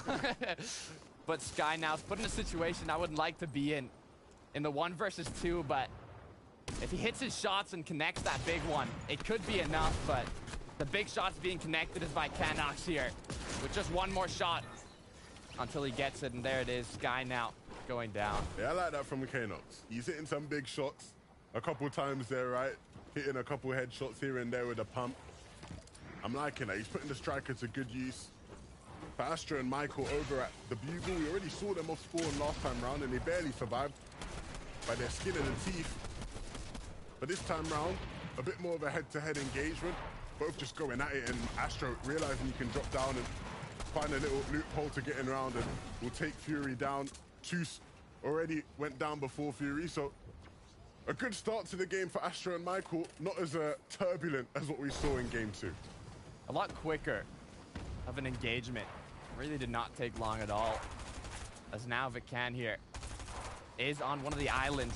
He thought they might have been on a vacation, but quickly enough that vacation turns into a dangerous one as they look to take shots from the sides, rain those bullets against the walls, break the metal, but be careful, as only 17 builds to work with. Their opponents are going to be low as well, taking shots, hitting them. Looks like his opponent is out of materials, making use of that to take down one, and now with 1 shot away, both eliminations on the board. That's real nice. You know, sometimes committing to the blue fight there is never the easiest thing to do, but it's all about winning the next fight in front of you. For Gunbury, they've already picked up 2, but with Zeston and Waze waltzing their way on in, will it be a similar situation? Will they be able to connect to the nice shots we just saw them hit? Zeston and Waze are never 2 easy players to fight, and when they're so hungry, it can be difficult. But if you're going to flank round them like that, if you're going to catch them unawares, then maybe their confidence won't matter. Gunbury, he's hit so many big shots already, and he continues as well. What a flank. It didn't seem like Zeston always had any clue. They didn't have the sound cues or nothing. Like that was impressive, Levin. Gunbury really showing what can be done with that auto shotgun, and also with the positioning, flanking his opponent. And I mean, they didn't really even stand a chance. You thought they would have the disadvantage, but he showed dominance in that battle and managed to not only get 2 eliminations, but bump it up to 4. As now, Jackson here with Rico in the Rave Cave, looking to see if they got into an off-spawn engagement. I mean, I really get excited with these off-spawn engagements, but someone else that has the same excitement for that, it's Miniminer. Let me know what you have to say. Thank you, Takata. I'm indeed very excited, and so else is Floki and Clement. They've won off spawn. Of course, in game number 1, they didn't have the greatest time. They went down almost immediately, but this time they have won, and hopefully this can make them have a really, really good endgame here. Yeah, this is their chance, this is their moment, right? I think that's going to be one of the biggest things in these sort of games. If you can't win off spawn, you literally have no chance. Like, you literally just have to sit there for almost half an hour and just wait for everybody else to go at it. An update here on this fight. Joe and Zero without Chapix. A team that you could argue maybe shouldn't have even been in the semi-finals after the performance they put on last FNCS final. Definitely a team who you wanted to see get straight there, and so winning that fight is a good start to their journey to that final. But it has to continue, that consistency has to stay true. Danish and Vidil, as much as they would want to win a game and close things out that way, just outright winning on the leaderboard via consistency wouldn't be too shabby either. Look, they just want more practice, Levin. They're holding off. I know this duo, they're confident, they're veterans. They want to just secure as much practice as they can for for those finals, and then maybe in Game 5 we'll see them get the victory royale. But for now, what we're going to see is Force applying that force to his opponents in the Shifty Shafts here, dominating his position, trying to show what he's really made of here. Has a very good amount of heals with 4 floppers, 4 splashes, and an epic auto shotgun. It's actually a loadout that I would not want to lose so early on. But Walks, Rabab here, down below, deciding, are they going to get into this battle? Is it worth it for them? Do they need the damage? Or should they play it a bit slow? Rabab, a very proficient fighter. We've seen that countless times in EU. But having to put his fighting skills to their test here, and also needing to make sure he doesn't show off any poor awareness skills. Force and Shizo above them. Also 2 players with a lot of firepower, to say the least. But this is very interesting. Mr. Savage and H up here at this Reality Falls area. Their Osborne battle didn't quite go their way. I believe we saw Mr. Savage actually going down in the feed earlier on. So H was able to pick him back up. But this is definitely an uphill battle. We've seen them in so many scuff situations, right, in the qualifiers and even today in the semis. And it seems like we're seeing them in another one here. I mean, you can see with the great pistol from Mr. Savage, after being brought back, he only had so much time to actually recuperate that loot that he could have been farming up, looting up in the Tilted Towers. But let's see an update here on another engagement closer to the edge of the map. Great shots being connected, lasering his opponent. And in the 1 versus 2, is it going to be enough to come out on top? I mean, even if your duo partner goes down away here, being aware of his surroundings, connecting a beautiful striker pump shot. I mean, you can never really give up, especially when there's so much on the line. Now, going to be able to pick up his duo partner, get the reboot in, and with the grapple gloves, they are set up for the late game. Yeah, that was real nice from Aware, looking like a heavyweight fighter with 2 massive right hooks. From the Frizzy and Lusher, the team that I am very much hoping will qualify today. Obviously at the Rave Cave. In this game, they have the grapple gloves, which is interesting because they don't always have them. Sometimes they leave them for Vico and Jackson. But in this game, with the grapple gloves at their hands, can they mount, not really a comeback per se, because they've not been doing necessarily bad, but can they mount a push strong enough to win them the game and qualify to the final? Pixie and Fork will be hoping to do something of the sort. We saw them so close last game.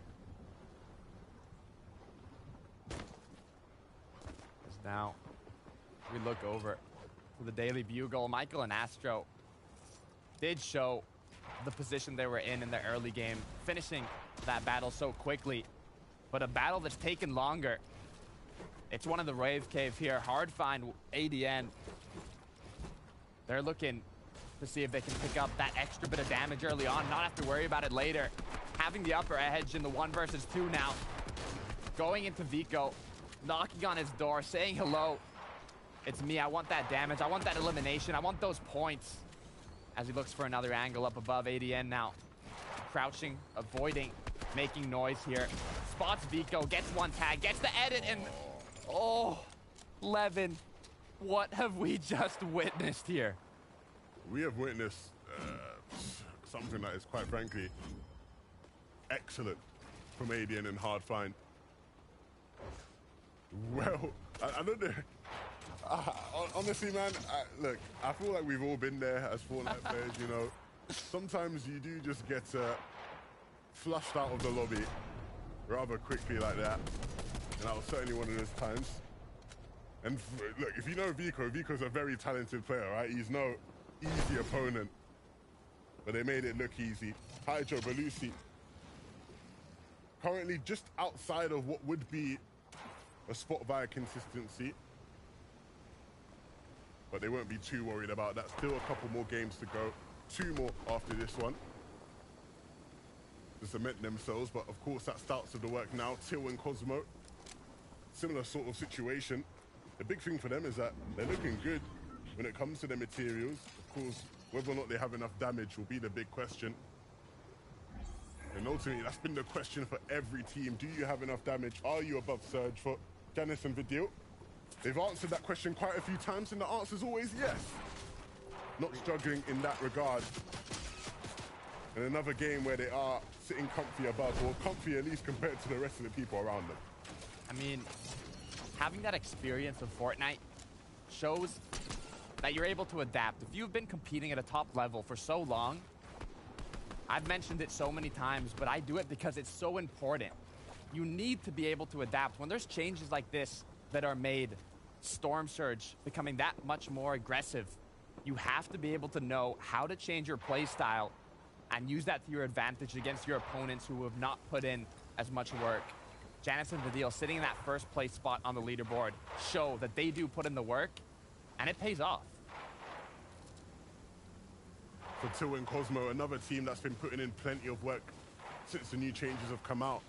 But another team that still is trying to get their grasp on things, of course, putting that plan into action is always the more difficult part. But for them, have their eyes set on this team here, and it's going to be Joe and Zero without Chapix.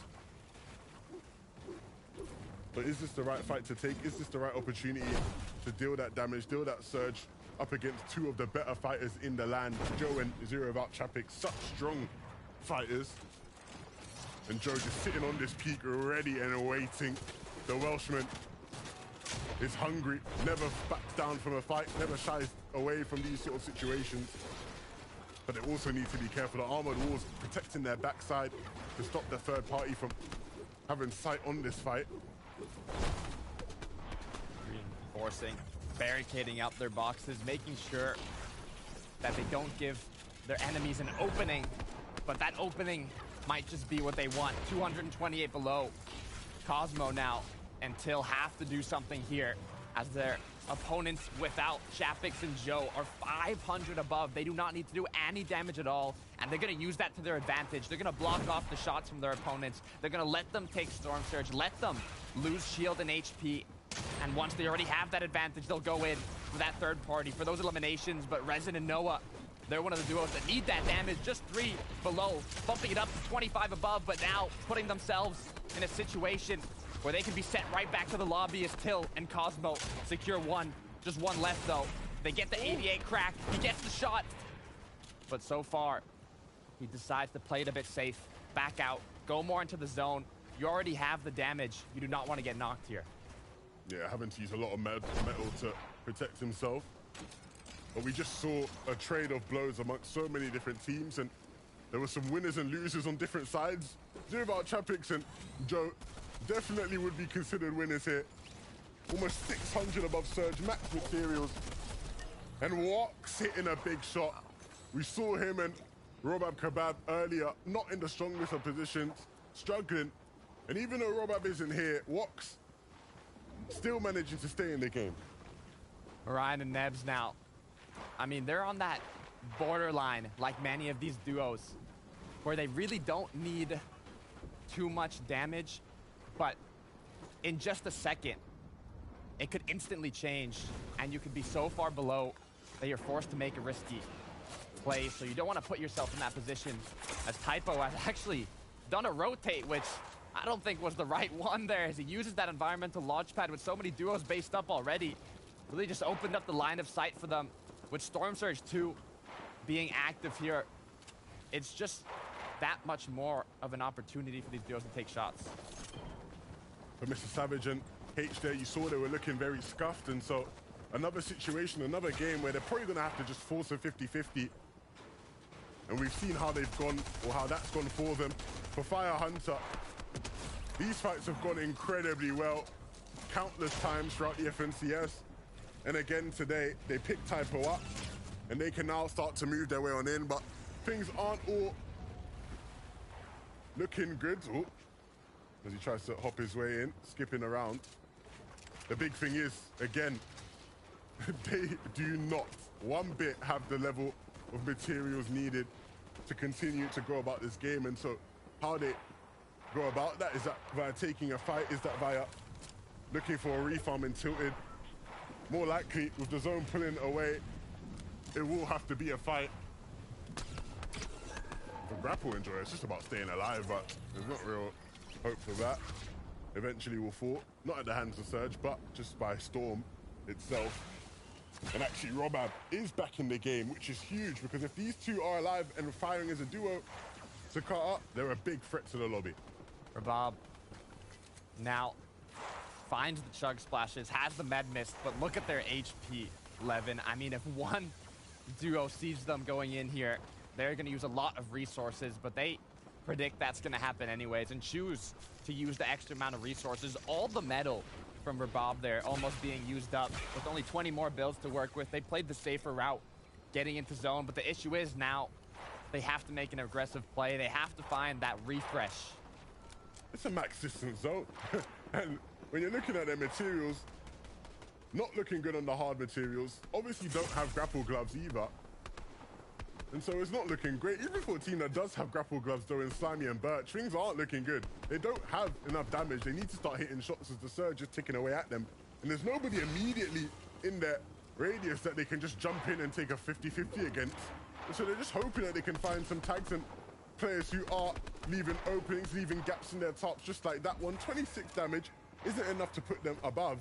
But those are the sort of opportunities they need to find. They need to connect with something, and soon. And I think they will, but the issue is, even if they do, they're so low on shield, they're so low on loot, that they're gonna get into situations later on in this match that if they don't get that refresh, a reminder, if you don't know what a refresh is, it's that elimination which recuperates your resources, your materials, your loot, and gives you that siphon, that 50 HP or shield from the elimination alongside the resources you get from it. And it's crucial. Now with Storm Surge being so aggressive, being so dangerous, these players run out of materials, run out of loot, ammunition so quickly because they're forced to look for this damage a lot more aggressively than they're used to. And we can see that here as Pixie being 158 below after having 2 eliminations means that they have to put themselves in a position having to aggressively force their way into the zone.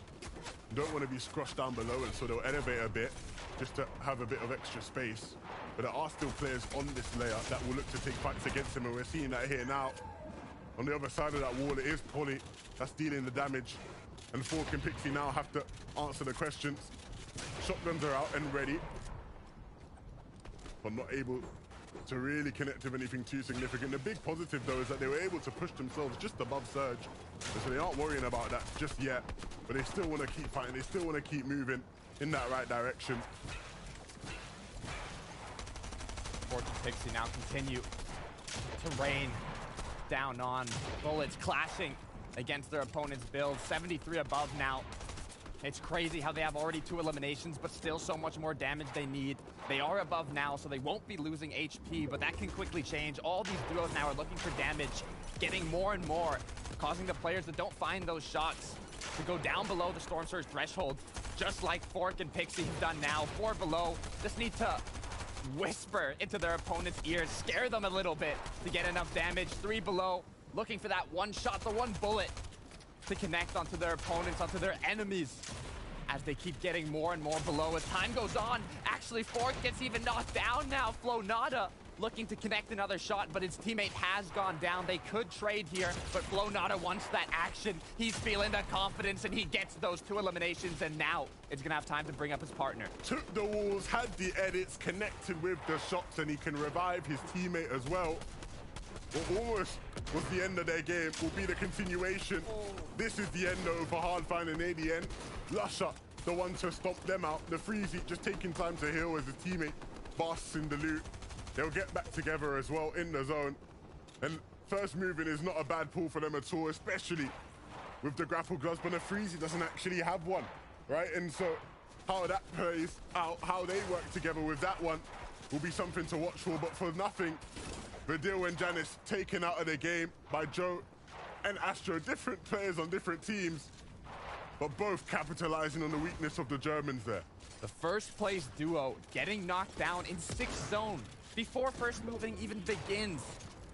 As now, Nefrizzi, Lusha gonna continue to rotate down below. Do not want to get that pressure applied to them, so they are going to rotate a bit late. But meanwhile, the duos that have those grapple gloves are beginning now to fly through the skies, drifting through the wind.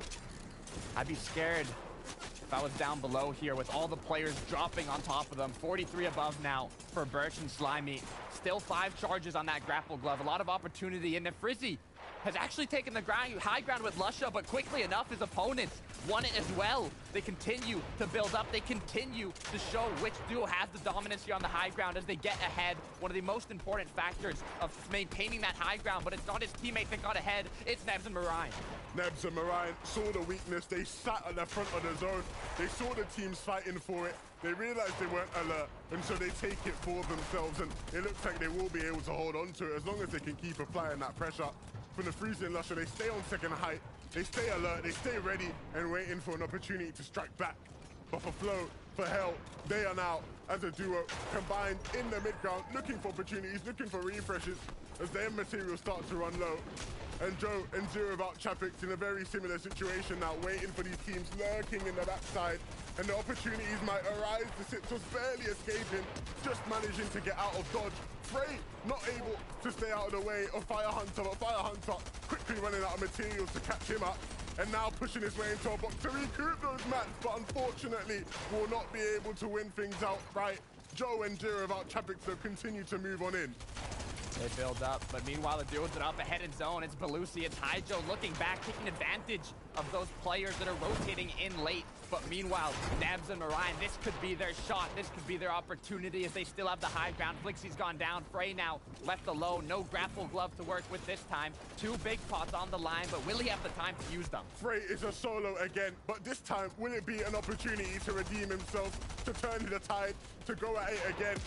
It may be that way on the outside, but on the inside, things are so difficult. The nerves maybe get into him as he's trying to search for anything, just looking to try and get around this tree. Will he farm it to get extra materials? He certainly needs it. The Frizzy and Lush are still up as a duo, but not looking as strong as we saw them earlier.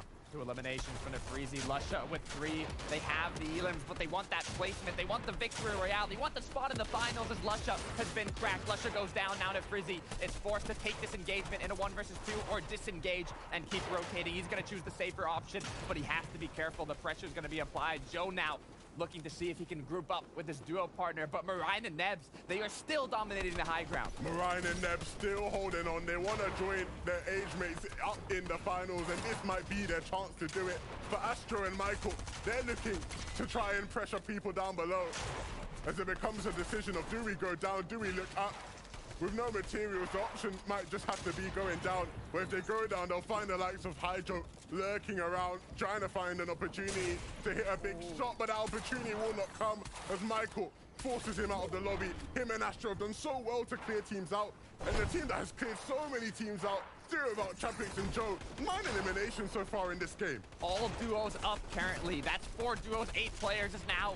The numbers start going down. Michael gets knocked. His duo partner falls shortly after. Now Joe and Zero Without Chapix are on the low ground. They are dominating it. It's a 2 versus 2. It's high ground Nebs Marine. It's the Joe and Zero Without Chapix duo on the low ground. The victory royale is going to secure them that golden ticket to the finals, but who is going to be able to take it? Zero Without Chapix looking to make his way into zone. He has the elims, but he wants the victory royale as Nebs and Marine continue to use that upper edge on their positioning to take the shots and do the damage. They are staying cool, calm, and collected.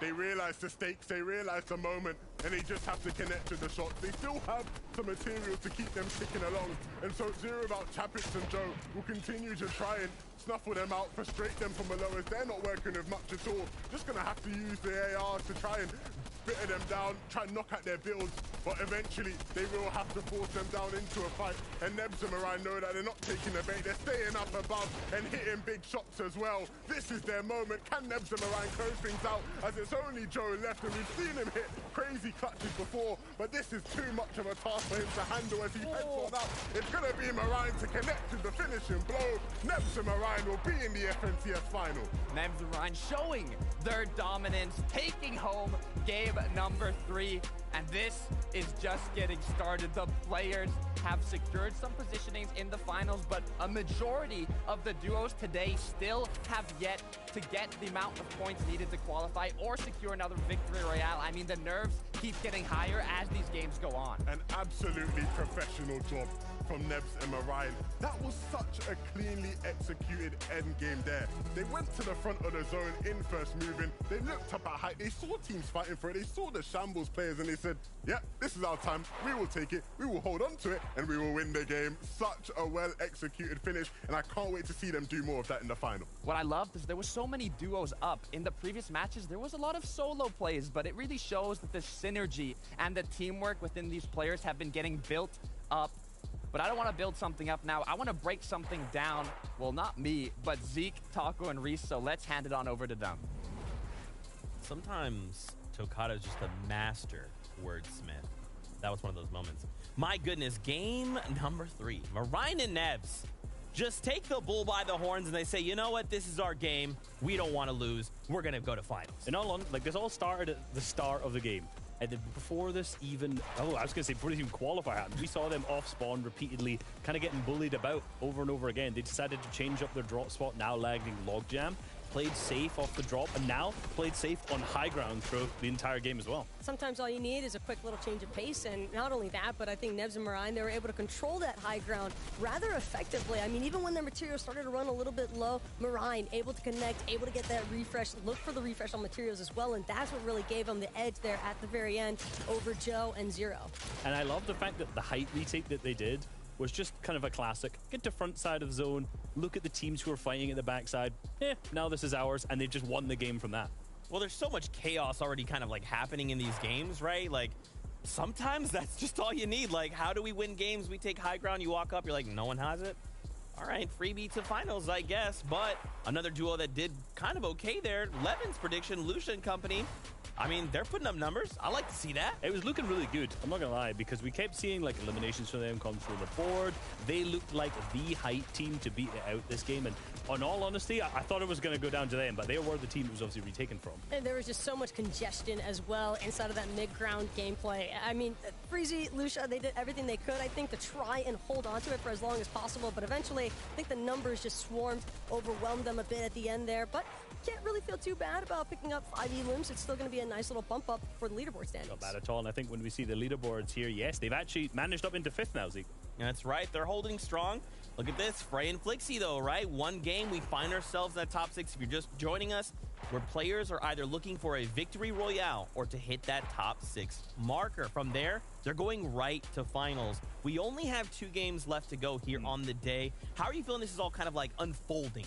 I mean, I think it's unfolding very interestingly, because obviously we saw a big start from Vadil and Janus, who've now, that game, because they went down in 20th, dropped down 3 places. Obviously, you've seen huge shift ups. Basically, look at all of those delta markers, right? Next to, Zeke, give me some visual representation. Look at how big those are. Like, Frey wasn't in the top 6 before that. Nefreezy wasn't. Belusi's just moved on up. Kanox also was not in there as well. So the top 6 and the qualification threshold has just completely shaken up halfway through the tournament. Well, even in the top 6, I mean, from Belusi and upwards, it's looking rather solid, but going into the second page of the standing here, Reese, I mean, 60 points for 11th place there from Zaka and Haram, and not only that, but it seems as though any of these teams at any given moment, even in this top 20, could essentially leapfrog their way into that top 6 of the standings. Yeah, and I think the team who's already started to do that is Joe and Zero without Chapik.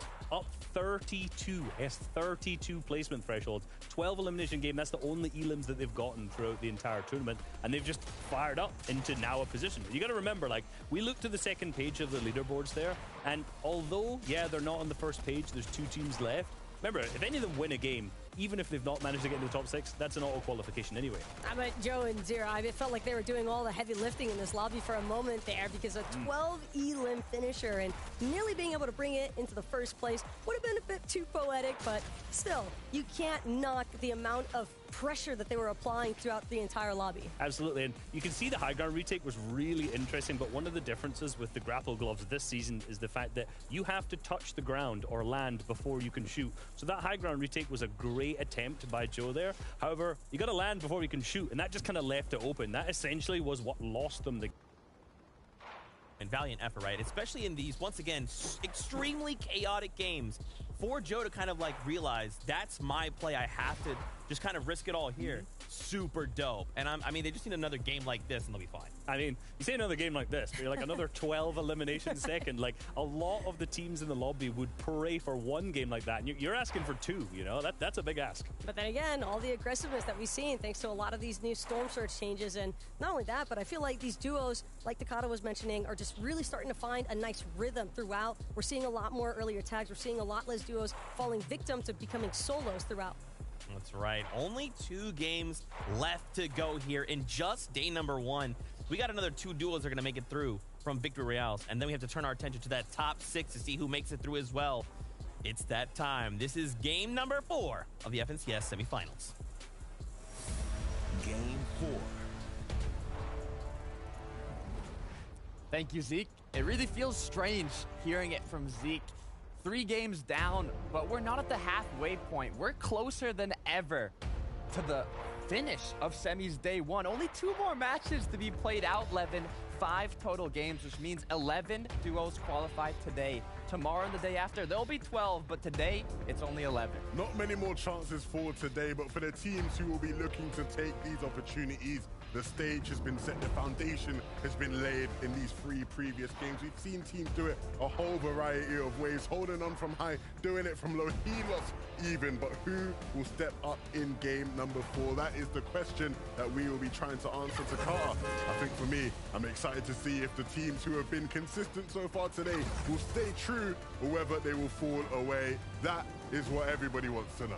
Look, normally, Levin, you say in the second to last game is where you have to set yourself up for the last match in a good position to be in that qualifying range. But the good part about semifinals, sorry, a little bit of Spanish came out of me there, is that even if you're down, you could be last place on the leaderboard. If you secure that victory royale, you're going to the finals. That is ultimately what everyone is looking to do. And I think the big thing as well that we need to pay attention to in these last couple games is that the teams who aren't currently in that top 6, right, they will be praying, hoping, wishing that somebody in the top 6 wins a game, right? So that another spot is freed up and everything moves on up in the standings, right? Because as you win a game, you're taken off the leaderboard. And so a lot of the teams who we've seen in that top 6 are teams that are getting close to winning games out. So that's never out of the realms of possibility for sure. For Clement and Floki, though, they just need to focus on winning off spawn. That's been something that they've not done consistently so far today. But after last game, definitely not a bad turn in events, a bad turn in momentum. I got a bit of deja vu. Mr. Savage actually got eliminated off the start. One of the first players, actually the first to go down. But you don't want to get too scared yet because that's exactly what happened in the last match, and we saw them in the end game. So hopefully they'll be able to get rebooted back up again. But look, it's Zero without Chapix. It's Joe, the duo that bumped themselves up 32 placements in the leaderboard last match are now continuing the fire. 2 more eliminations for Zero without Chapix and Joe here. That's 4 points on the board already.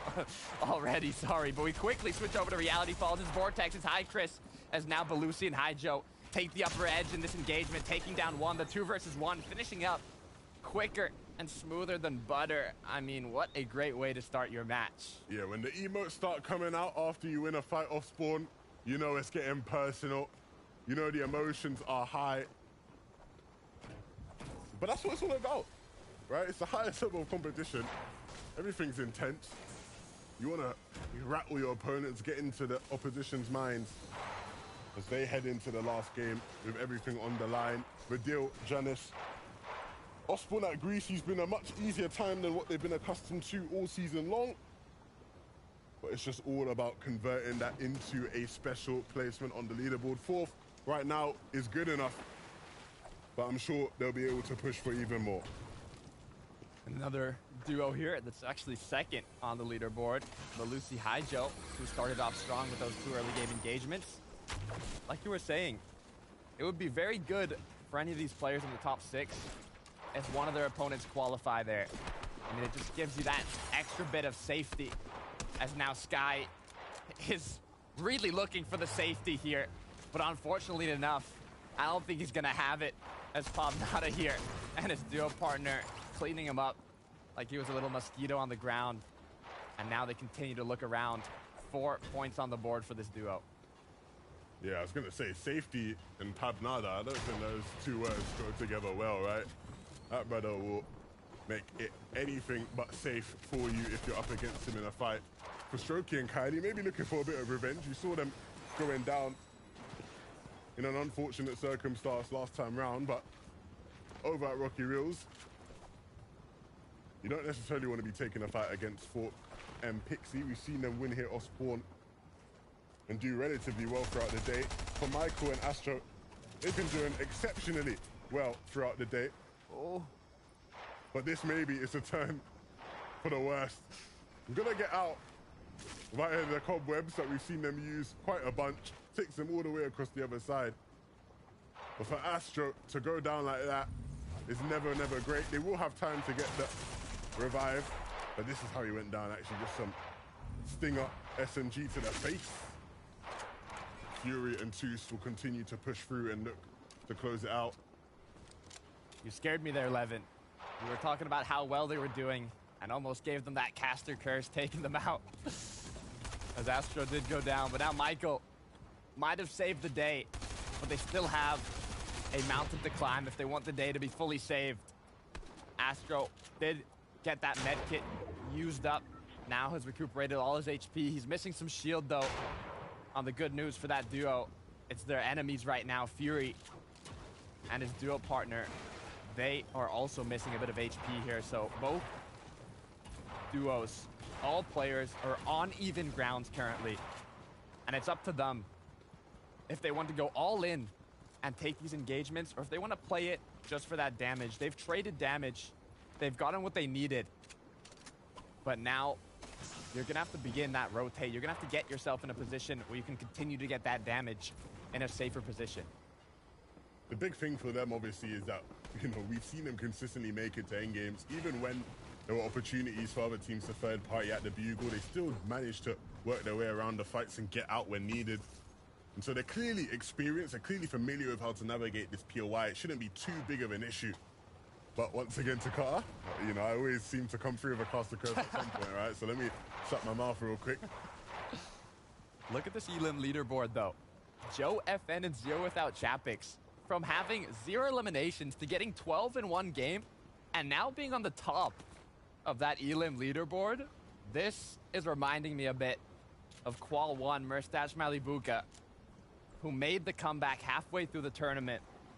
I mean, I'm excited to see what they can pull off, but I'm also excited to see what Astro and Michael can do here. It looks like they want to take this engagement. Michael connecting big with a shot there.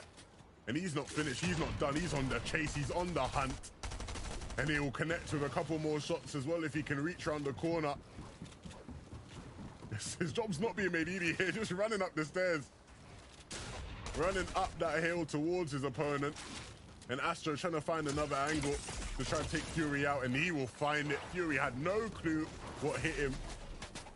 But again, the third party coming in from all different sides of the Bugle right now. But a really nice dub, for Astro and Michael as they try to avoid the wrath of Zohan and Splashy. Great job, though, making sure they're able to show their dominance. But another duo that's going to have to do the same. Flixie Frey, who have put themselves on the edge of the map here in a position. What a ramp to block the shot off from his opponent. Connecting the 128, getting the knock, getting the Elim. Frey and Flixie, you're insane. This is not a team that you would necessarily highlight as one of the stronger fighting teams, but in any case, they show up when needed. Now needing to close things out. To Fire and to actually just stay alive at all. There's a team taking shots from a distance, and they've caused Flixie to just have to sit there and heal. What was such a good situation, such a good position, is slowly turning into one that maybe they wish they weren't in whatsoever. So many teams in this area. It's not very common to see this many teams just all perched here. But when there's opportunities for damage to be dealt, that's exactly what will happen. But I was speaking on something in the early game. It was that Mr. Savage got knocked down early, but I believe there's one person that can let us know what happened after that. Miniminer, let us know. Thank you to Carter. Now, of course, we did see Mr. Savage going down earlier on, and H does, in fact, get the reboot. But this is something I really, really love. He's actually building up to take the fire onto the team that would have knocked Mr. Savage out of the air. That then caused them to, you know, get a little bit scrambly. They're thinking, oh, no, we're getting shot at, rather than able to take Mr. Savage out. And as a result, Mr. Savage survives and can keep on going through the end game. Of course, getting that great loot as well for H. I'm excited to see this team pop off. It's good to see these two still in the game. The big question around them is just the decision-making being made in the latter stages of the game. It's all going to well being able to survive off spawn at Tilted and, you know, get the reboot, keep them both in the game, but what are they doing when they're in the game? Of course, Mr. Savage is the one that takes a lot of the responsibility for the IGLing, the strat calling, and it's been something that many people around the community have questioned his ability to do. Will this be an opportunity for him to prove his haters wrong? That's always what he looks to do. But the talent's not the problem, Takar. We know they have the talent necessary to be playing in an FNCS final. It's all about piecing it together with the right decisions, though. This is a repeat of last match for Mr. Savage and H. Further early in mid-game, at least, from going down, being the first player to go down, to getting rebooted, and continuing it out.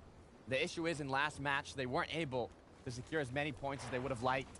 So now, they have to figure out what went wrong and how can they change it going into this match. And we'll see exactly that and if they're able to accomplish it later on in the match. But so far, for duos like Pabnada, Swagnada, with already 2 eliminations on the board, you'd think it's enough Surge, but with this change, they still have to look for tags and they still have to do damage. Yeah, they're well on their way to Zone, no, which is a good thing, especially with how far northwest it's pulled. We'll see which teams will actually take advantage of that. We've seen teams in the qualifying weeks win games that are max distant pools. In fact, Janice and Badil were one of the teams to do that, of course.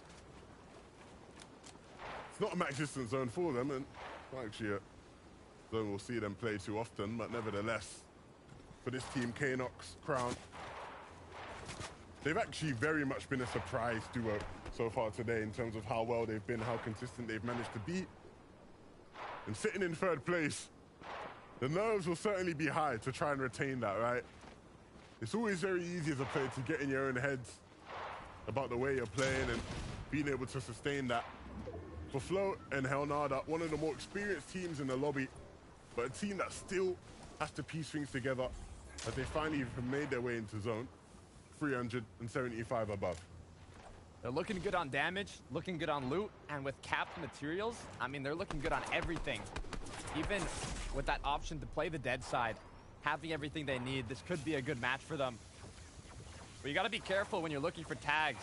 But Lucy almost getting knocked by over-peaking just slightly, because now when Storm Surge does appear, these duos are constantly looking around them, always looking to see what they can find and what they can do, as Vidil and Janice have an interesting rotate here, but it's looking bad. 21 below, players above them. I would not want to be in this position. Vidil doesn't often lose Bloom battles, so not a good sign whatsoever. Of course, things like that do just happen, and they have the shields to get themselves back up, but certainly some shots that were needed as they are still 66 below. Janice may look to try and edge the distance, the gap, as they move towards the zone, but with ADN and Hardfine just sitting there, perched up on top of that hill, it just makes it so awkward for them to build their way on in. Cosmo and Tilt, also a team down below, and so, again, theme for today, desperation is gonna kick in.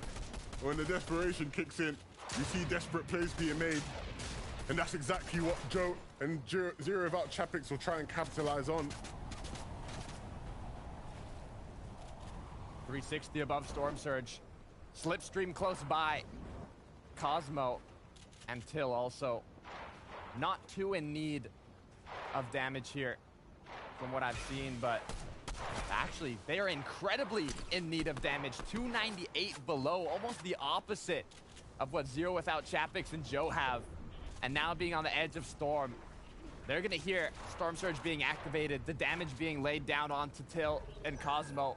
And it's gonna cause Zero Without Chapix and Joe to not want to open up, not let them get that damage, as they know the time keeps ticking, their HP keeps lowering, and if they wait long enough, they might just be able to clean it up very easily. The duo and Janice now. We're forced into the path of ADN and Hardfine. And it's not a pathway that is serving them too well. Oh, actually, maybe I spoke too soon.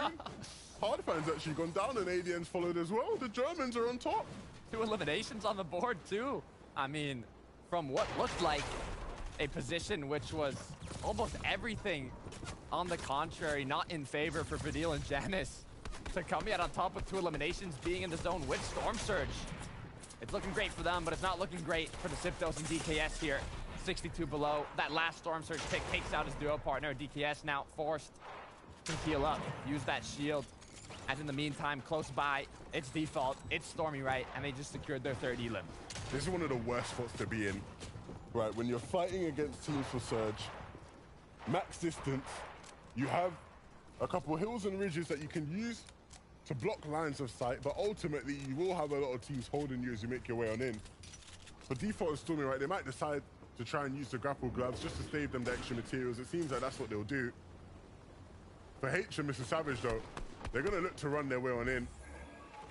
And on the way, hit some more damage as well. 17 above is not a comfortable spot to be in, especially since we still have plenty more zones of Surge ticking away. Logjam Lotus, one of the dynamic POIs in this season, but look at that. You can see the aggression coming out from the players due to this Storm Surge, to the damage they have to do. Mr. Savage almost had a ball fall right into his pocket there, but luckily enough, he reacted quick, blocked off the path, denied entry, and they can choose now to play it safer and continue rotating. But Cosmo and Till, almost 500 damage below Storm Surge. I mean, Levin, like, what can you do in this? Take a fight. You have to get in, hit big damage, and that's exactly what they're going to look to do now as well. The opportunity was there to take a free shot onto H, but Till missed it. And you can't afford to miss any shots in these sort of scenarios when you are so desperate for damage. Especially now since they're taking damage from other people. It is just not the sight they want to be seeing. They need to just take a 50-50. That's ultimately going to be their goal. And it seems like Mr. Savage and H will be the team they look to 50-50. And H and Mr. Savage are no stranger to that. They've taken them almost every game so far today. And maybe this is going to be one of the ones they win as they take down Till. And Cosmo just has to watch from afar. He can't back his boy. And H and Mr. Savage will take big advantage of that, wiping that duo out and dealing with them rather swiftly. I mean, that's huge for this duo. The comeback they have to do. Those 2 elims are really going to permit them to be able to do it, as now Astro and Michael have reached the 3-digit point range, 103 in that first place spot. They're feeling good, but this end game, it can shake things up. It can change the whole leaderboard, as Fadil and Janice, from being down below on Surge, almost out of loot, almost out of HP, to now having an amazing loadout, good materials, more options than ever. They'll continue on their path. But a player that can continue on a hard path here as he takes some shots. And Mr. Savage, Top Nada connecting them. But playing as a solo, you're going to need more than just damage. Combek's really been a player that's impressed me so far this season, but the caveat is that he's impressed me when he's been with Blackshot, the 2 of them together. And so as a solo, it's going to be a very big test of his character and how he can perform in these intense situations. For Nefreezy and Lusher, they need to make their way into zone. It's not going to be the most difficult pathway in. They just need to sort of move up on these steps, and that's exactly what they'll do. Use the stairs to get on up, and a bit of metal won't do any harm. The big problem is they're running low on all materials, not just metal. And so eventually a refresh will have to be theirs. But definitely a team that can continue to keep their slot in the top 6. With all things considered, Pab, Swag, a team that will look to try and push their way in to the top 6. And they should be able to do just that if they can play their cards right. Being above Surge, having the loot needed. I mean, I just saw a little low amount of shields there, but 1 refresh is enough for that.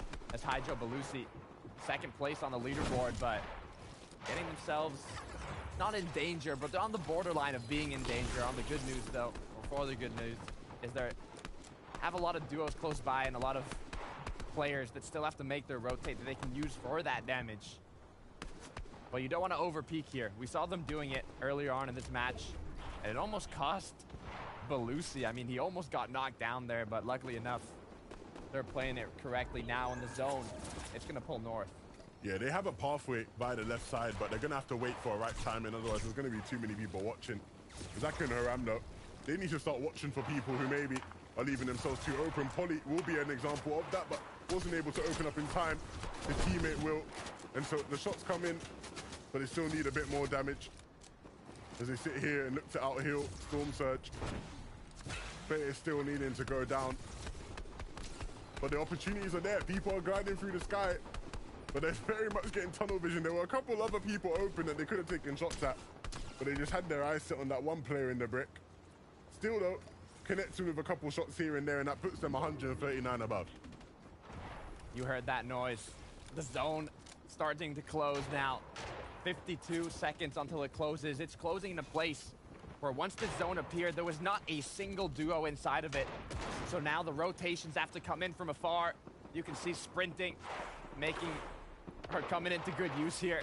As the rotates begin, the players put themselves into a good situation or into danger. But so far for Hydro and Belusi, it's looking like a clean rotate. Hydro and Belusi have found what is a very, very nice gap, a very nice opening into the zone. Not having to commit many materials, and to be fair, it's not like they have much to work with anyway. Needing to stay true though, and because there's players pushing their way on into the box, Belusi does want to stay alive for as long as he does, as H gets knocked as well. But now Hydro having to take a 1v1 against Mr. Savage. Can he win things out? It doesn't seem that way. Mr. Savage comes from below, 200 IQ to take him out. H now, it might be possible to pick him up, but the zone, it's ticking incredibly quickly here. You can see Mr. Savage had him on his back, carrying him to the zone, but he might have gone down. There it is. Mr. Savage is up now as a solo. He's lost his duo partner. He has to make something happen here. 23rd spot on the leaderboard. It's either he gets 6th place or gets the Victory Royale. This is the second to last match. Let's see what he can do. Mr. Savage in a solo situation. Not a situation that he's too unfamiliar to. There's been many instances where he's had to play that way this season. But this time round, it's going to be a very, very tough task and such an intense lobby with so many hungry teams searching for their chance, their ticket to the final. Astro, Michael, they realize that opportunity as they talk towards the front side. Frey and Flixie, who sit above, not once, but twice today. Maybe even the third time, if I remember correctly. But will this be the time they hold on? Frey can't afford to keep on using wood. Eventually will swap to the metal as well. Needs to make high ground look as secure as possible, as there will be teams that are ready and waiting in the front to take it. The third time's the charm. We'll see if that's true for Flixie and Frey. We saw Vidil and Janice still going strong. Frizzy, though, has lost his partner, has 6 charges, though, on the grapple glove. With these changes in elevation, it's an incredibly difficult rotate, but Mr. Savage now might have just found an opening to reuse his opponent's builds here. He has 43 to work with, but he wants to conserve as much as possible. Now, using that Medicine Mist to recuperate a bit of that HP. As zone pulls more south, it gets more and more risky. The pullback is key for Savage. It gives him some extra breathing room, some extra time to work with. And time is not a thing that Janice and Vidil care too much about as they look to take people out. Mr. Savage eventually falls from Janice and Vidil trying to avenge him, it seems, as he looks to take a fight onto the players that took him down. That's Polly. Michael and Astro, though, continuing their pathway into the zone. The Freezy making use of all the charges of his grapple glove as he just needs to stay alive, stay in the game. 5th place is going to be where they fall into this game. Hellnada are the ones to take him out as Joe and Zerobot Chapix continuing to try and mount a comeback. Frey and Flixie on the high ground. 3rd time's the charm. I said it. Let's see if they can make it happen. They do have 2 eliminations, but that's not going to matter if they secure the Victory Royale. They want that qualification. 94 points on the board. Slownato, though, falls down, gets knocked, and now Hellnada has to play alone. His duo partner has lost his balance, has fell down, but now he's going to actually go for the pickup. He's going to try and revive his duo partner. He actually might get the revive off as well. That could be everything. That might be the game-defining play. Vidil making game-defining plays, though, here. picks up a big shot onto Brachawa, and he actually has enough time to stay alive. So many shields, so much health now as well available. If he can just find some space, some room, some breathing room, it's going to be a chance to stay in the game, and that's what they will do. Vidil coming up huge again. Hellnada, Flonada, they've done it. He's picked up his duo partner. They are back in the game as Frey has fell down from the high ground, leaving his duo partner Flixie as a solo up top, and Michael now has taken that. Both players are up. Frey gets cracked, actually drops him down, but he uses the mantle to break the fall damage and not get eliminated. Astro and Michael now take down Frey and Flixie. This could have been one of the best high ground retakes I've seen today, but Michael goes down, leaving Astro up above as a solo. Astro all alone up above. Ryzen and Pena sit below, and we know they like to play for height. They realize that they have the chance to take it, and so it's all up to Astro as a solo to make the most of what he has. But Joe and Jirovac Chapixo, they've been making the most out of these opportunities they've had. They've done so well last game, and it's looking that way again, but there's still so many players left, all with a stake to claim. So many players, but the only solo being Tom. All these duos are showing their synergy, their teamwork. They want to secure these last moments of the matches. Astro, actually another solo. There's 2 on the board now, 2 eliminations for Astro, but he wants that victory royale. He wants the golden ticket. At 0 without Chapix is playing the solo. Joe has gone down, but he has double med miss. No materials to work with as Hell gets pressure applied onto him, goes down. Vidil and Janus now 7 eliminations. I felt like I was watching no build there for a second. Everybody running thin, but Jadil and Janus the only ones that really had something to say. Astro though having his day with just 1 build left. He does not fear, but maybe he needs to, because Janus and Vidil already in rating below. This is their moment. They've been hungry all day. They've been searching for this, and Astro might just fall into their hands, fall into their traps. Vidil the German up there and realizes the space is there to be taken and closes it down. Vidil and Janus are on their way to the finals after what's been a brilliant set of games. They were feeling amazing. You could see it from how they were playing. Vidil was waiting for his opponent to jump, and as Astro was falling through the sky, falling straight down, Vidil connected the shot, hit the double edit, and cleaned it up for the victory royale. But not only a victory royale and a golden ticket to the finals, they did that with an incredible amount of elimination. The Greasy Grove Grafters come through eventually and win things out. It was only a matter of time until they won out a game, and it was here in game 4 they did it. But Vidil and Janus have really earned their place to car. Double-digit elims. They are going to be going confidently into the finals. Levin, I am very impressed from starting off so strong to getting a little rough there in the middle of the tournament to taking it home. I mean, they played it so well. What is an FNCS run without some hiccups along the way? Just some added drama for the action. Look, we've had a pleasure breaking this down, but we're going to kick it to the analysts to break it all down. At the beginning of the show, we talked about Vidil and Janus. And Reese asked him a question. I basically said, which game you winning today? I'm going to read his answer, word for word. I'm going to try hard at game 4. Easy win then. It's scripted. It's fully scripted. Are you sure you didn't have any? This is sounding like insider information. Yeah, I mean, I think it is. This might be pre-recorded. See, what you don't know is that Reese actually writes the script for the FNCS himself. He might as well at this point. Yeah, he's the orchestrator, and then of course Shile Wager is beatboxing in the back. Oh, yeah, I didn't write that. I didn't write 10 elims. But he said easy. That's the whole point. I mean, that looked easy. Was that not easy? The first fight, there was an entire change in the dynamics. Remember, we saw them struggling edge map in the water. They were looking really rough, and all of a sudden they turned that fight round. And that's just a turning point in the match. They've looped up. They've got so much ammo. They've got so many materials. They've got so many heals at that point. And that just sets them up so well to just frag out in the end game. They just had such a nice rhythm, bouncing back off of each other. We see Janus going for heals. Well, it's Vidil picking up the slack. We see Vidil going for the heals. All of a sudden, it's Janus able to cover him. No problem whatsoever. It's just kind of awesome to see a duo really just find their full sync. And I mean, granted, they talked about the game 4 all day long, Reese, but at the same time, this is still just an impeccable finish from these two. I mean, 2 of the biggest names in this entire lobby that we've seen. I think no one is surprised to see them qualify through in the first day in semifinals. So good with 1 game left. We still have to highlight other duos, right? Who else are we seeing show up in these games that we're like, hey, these guys can run it. And Michael and Astro, right? Throughout all the qualifiers, we've seen them fighting in the Daily Bugle a lot, right? They've been going up against, I think it's Tusin early game. They've managed to actually get out of there this time, which has been fantastic. Similar to the rest of the games, they're doing so good off spawn. And again, it just sets them up so well to do good in endgame. It feels like this duo has really just been playing spoiler to a lot of the other teams that keep trying to challenge them, especially in these mid-ground to high-ground retakes. It doesn't seem as though Michael has ever really had any issues, especially with challenging on that high ground from down below. So I think if anything, some of these duos might need to keep a closer eye on him and where he's actually looking to position from. I love that mantle play from Michael as well. You see this chaos that's going on with Michael right now. He obviously picks up Frey. That was all while this high ground retake was going on. Whilst that's happening, Astro's is up on height. He's like, I've already made it. I've already made it up here. Can you join me? Callouts. But the callout, I mean, I bet the comms were incredible at that point. But again, this is still a huge game for them. They were in first place before this match even started. Now, with a really good finish in that, here we go, 137. That is an insane lead. They're looking really good going into this last game. Now, do remember, at the end of today, this is the last game. We only have 5 today. The duos that end in top 6, they will automatically go to finals, and whoever gets this next victory royale will as well. For some of these duos, they're looking for, they're hunting. Hold on. It's so close, though. It is. It's so close. Do you see what I see up in that top left? That up Joe 12. and Chapix without, or Zero without, excuse me. We already know that Tayson and Chapix are actually through. But Zero and Joe, their last 2 matches, the elims are what are really causing this duo to really surge up in standings. 12 elim game and 8 elim game following that.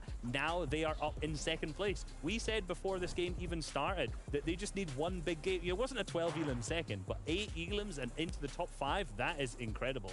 And to think, one of the highlight stats that we looked at from the previous qualifiers, one duo had 20 eliminations, right? Vino, and we're already sitting at that number. Yeah. These guys, they're ready to bring it. That's very, very impressive, but I love to look how close that is as well. You see 3 teams on 97, all tied for second place. At this moment, look, I'm just saying, Michael and Astro, they in. They in right now. They've qualified. They can chill. They can be happy. But with all of the other teams, it is so close. Second all the way down till 7. 7-point difference there. No one can feel comfortable from 2nd through 10th. Not even, I mean, when you think about the teams that are on the 2nd page of the standings even, I feel like anyone at any moment, depending on how this last round goes, could just overtake. If anything, I'm looking at Canucks and Chronic. They've got to close this out. And anyone can. Doesn't matter if they're 2nd page. Doesn't matter if they're on the 5th page. Any win will put them through. One victory royale left to go here in Game 5, semifinals day number 1. I cannot believe how incredible this first day of semifinals in EU has been. 1 game left to go. Who will bring it home? Let's find out. This is Game 5. Game 5. The final chance today for these teams to do it in this current iteration of the lobby. Of course, we'll have some fresh new names coming through tomorrow, but for the meantime, this is your moment. This is your opportunity to win it all out. It's come to it, Levin. The last match of the day, the players that are down on the lower end of that leaderboard are going to be playing more aggressive for the victory royale, going to be playing more aggressive for that instant qualification, and the players that might be closer to the cutoff, the threshold to qualify through consistency. Remember, that's 6th place and above. They're going to be playing for those points. Well, look, like we said, it doesn't matter where you are on the standings. Your hopes are still alive as long as you can get that victory royale. But it's always easier said than done. You've got to win off spawn. You've got to make it through the mid game. You've got to deal your surge damage. You've got to win out the end game. It's such a difficult task at hand. But nevertheless, somebody will step up as we head into Game 5. Look, we can say a lot, Levin, but to actually do it, that's another thing. But what I want to do is get into the match. Battle Bus is ready. The players are dropping in. The last match of the day, the nerves are at an all-time high. But for some players, that confidence is also at an all-time high. This is your chance. You have to take it. You can't afford to slip up. And for many of these teams, they've had so many opportunities to really get a feel for the lobby, get a feel for the flow of the games. It's certainly been a change for us. I'm sure it's been a change for you watching, but a good change at that. So action-packed, so jam-packed with teams fighting here, there, and everywhere. And Kanox and Crown, who have had to fight against Dandir at Sky over towards the gas station at times, not initially having to deal with that fight. So a good start, a good opportunity for them. for Kiduo and Yusri up against Zero About Chapix and Joe. Can they be the ones to spoil the party? Second place currently on the leaderboard. Joe and Zero Without Chapix. They're in the position to make it happen, and it looks like they might be doing just that. They already get the first elimination. Kiduo now the only one up of the opposing duo here, but Joe has also gone down. Kiduo actually takes him out, and now the HP advantage is for Kiduo here, unless Zero Without Chapix can pop that big pot. He does, and now the 1 versus 1 comes out. This is the last match. It is incredibly important for both duos here, as Zero Without Chapix gets one shot. He needs one more connection, though, to secure that last elimination, as Kiduo now is put in a situation where he gets knocked out and he gets eliminated. Zero About Chapix coming in clutch. That was the moment to do it as well. Such a huge game. And a huge opportunity for these teams. You can see Coop and Nipsey landing at Greasy Grove, knowing that Janice and Vidil would not be here. But they did also run into another team that was very much looking to do the same thing as them. And they win that fight out. Let's take a look back at how things went down, though, in this fight. Coop here, dancing on the outside of that building, hitting a big shot and coming through connection as well, I assume. Yes, he did. Dandit falling, and Nipsey revive. Coop and Nipsey do actually land that Greasy Grove a lot, right? So they're familiar with this spot. Take a look at another replay here of what went on at the Synapse station. It was Zero Without Chapix.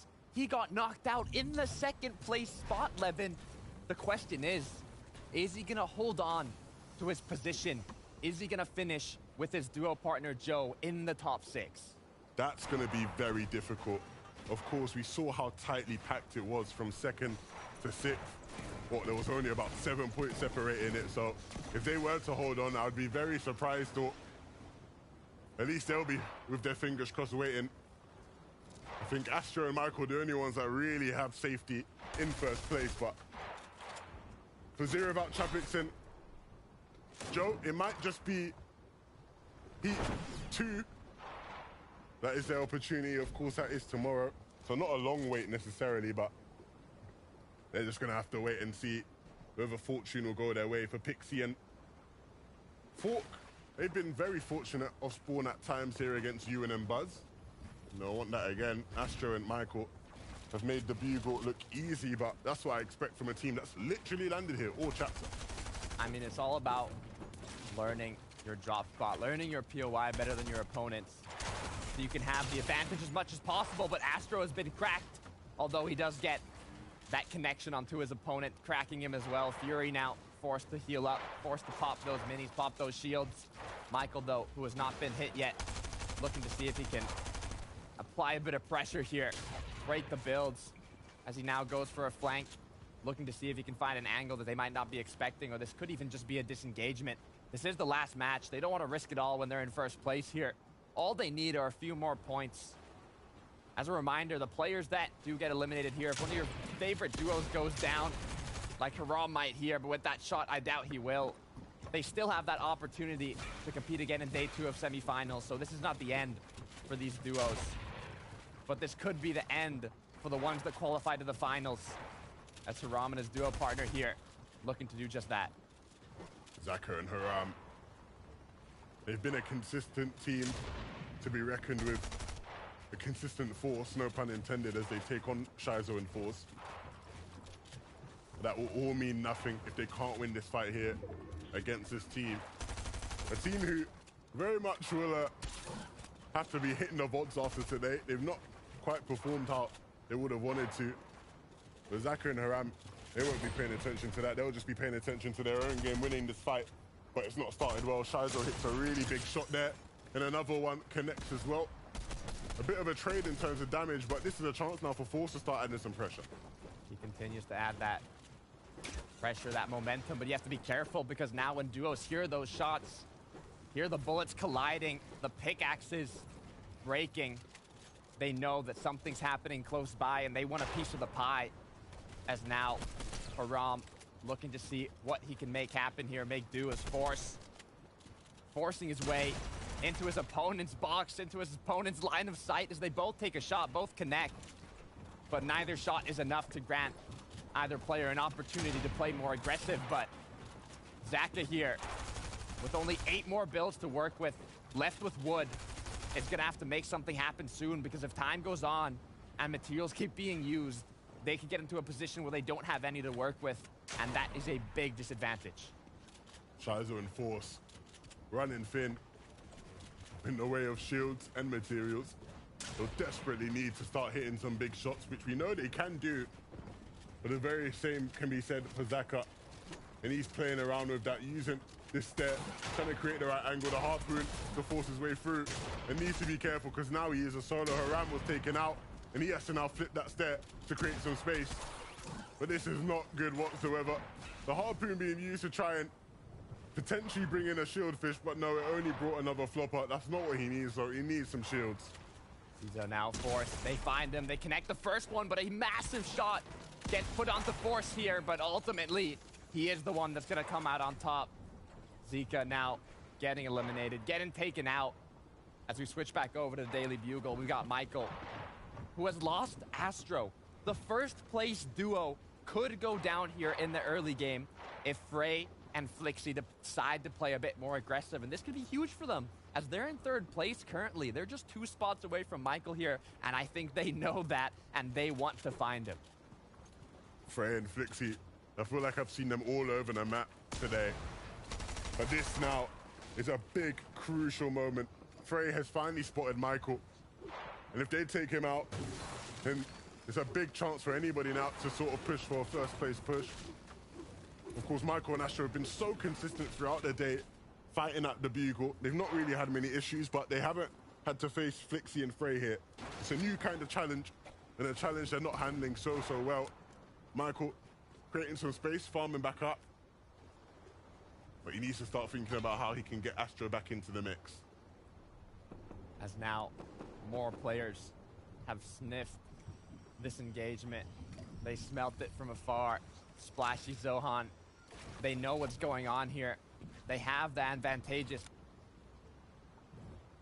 to stay inside of zone here just for a little bit of extra tags as they continue to rotate into zone. It's not too far at all, though. So for those duos that are still in the Daily Bugle battling it out, they don't have to go a long distance to put themselves into a better position. With Freezy and Lusher, I've got my fingers crossed for this team. The hope is that they can finally start to piece things together in the final game. This is the chance for them to push their way into contention. Of course, we know they land at the Rave Cave, and we know that they're next to play towards height, but it hasn't been something they've been able to easily do throughout the day. And the zone pool isn't too bad either. They do have relatively easy access to the zone if they go towards the north. But in this final game, we have to update ourselves on some of the things going on, so who better to bring in a mini miner? Thank you, Levin. Now we're looking at Wox and Robab right now, and they're not sitting in too good of a position. They need a victory on this final game to come out in the finals. And as you can see right here, they're fighting with so scuffed loot. We see Robab with only 1 shotgun shell left. He manages to pick up the elimination right there at the end with the final shot. Really great stuff from these guys. Can they carry it on to a win, though? We'll have to wait and see.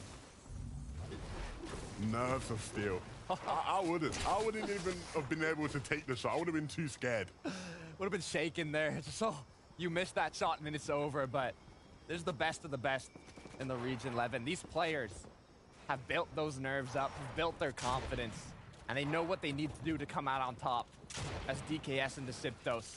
18th place, looking to fly up as Blacha does get taken out here. That's 2 eliminations on the board for DKS and Deciptos, but be careful. You saw it put aside, go close there.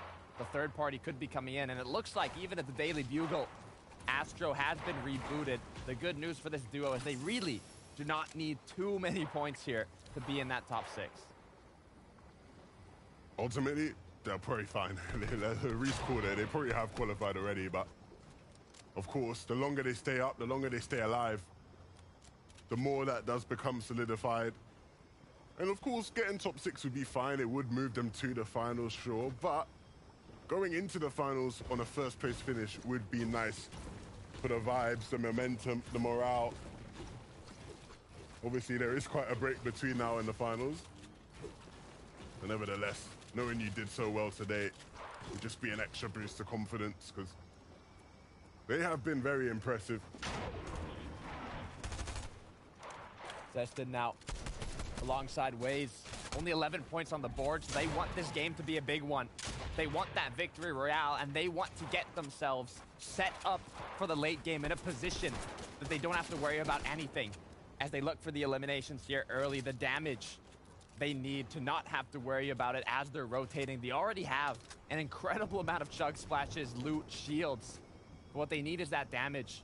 And being in a position like top 37, you have to think to yourself, what's my game plan? Do I want to just set myself up enough that I can go for that victory royale in the late game? Because that's ultimately what they really want here. They want that win, they want that victory, and they want to qualify to the finals. Friend Flixie. Not an unfamiliar position for them, perched up on the hill. Looking to do a tiny bit of damage as the Storm Surge stories continue.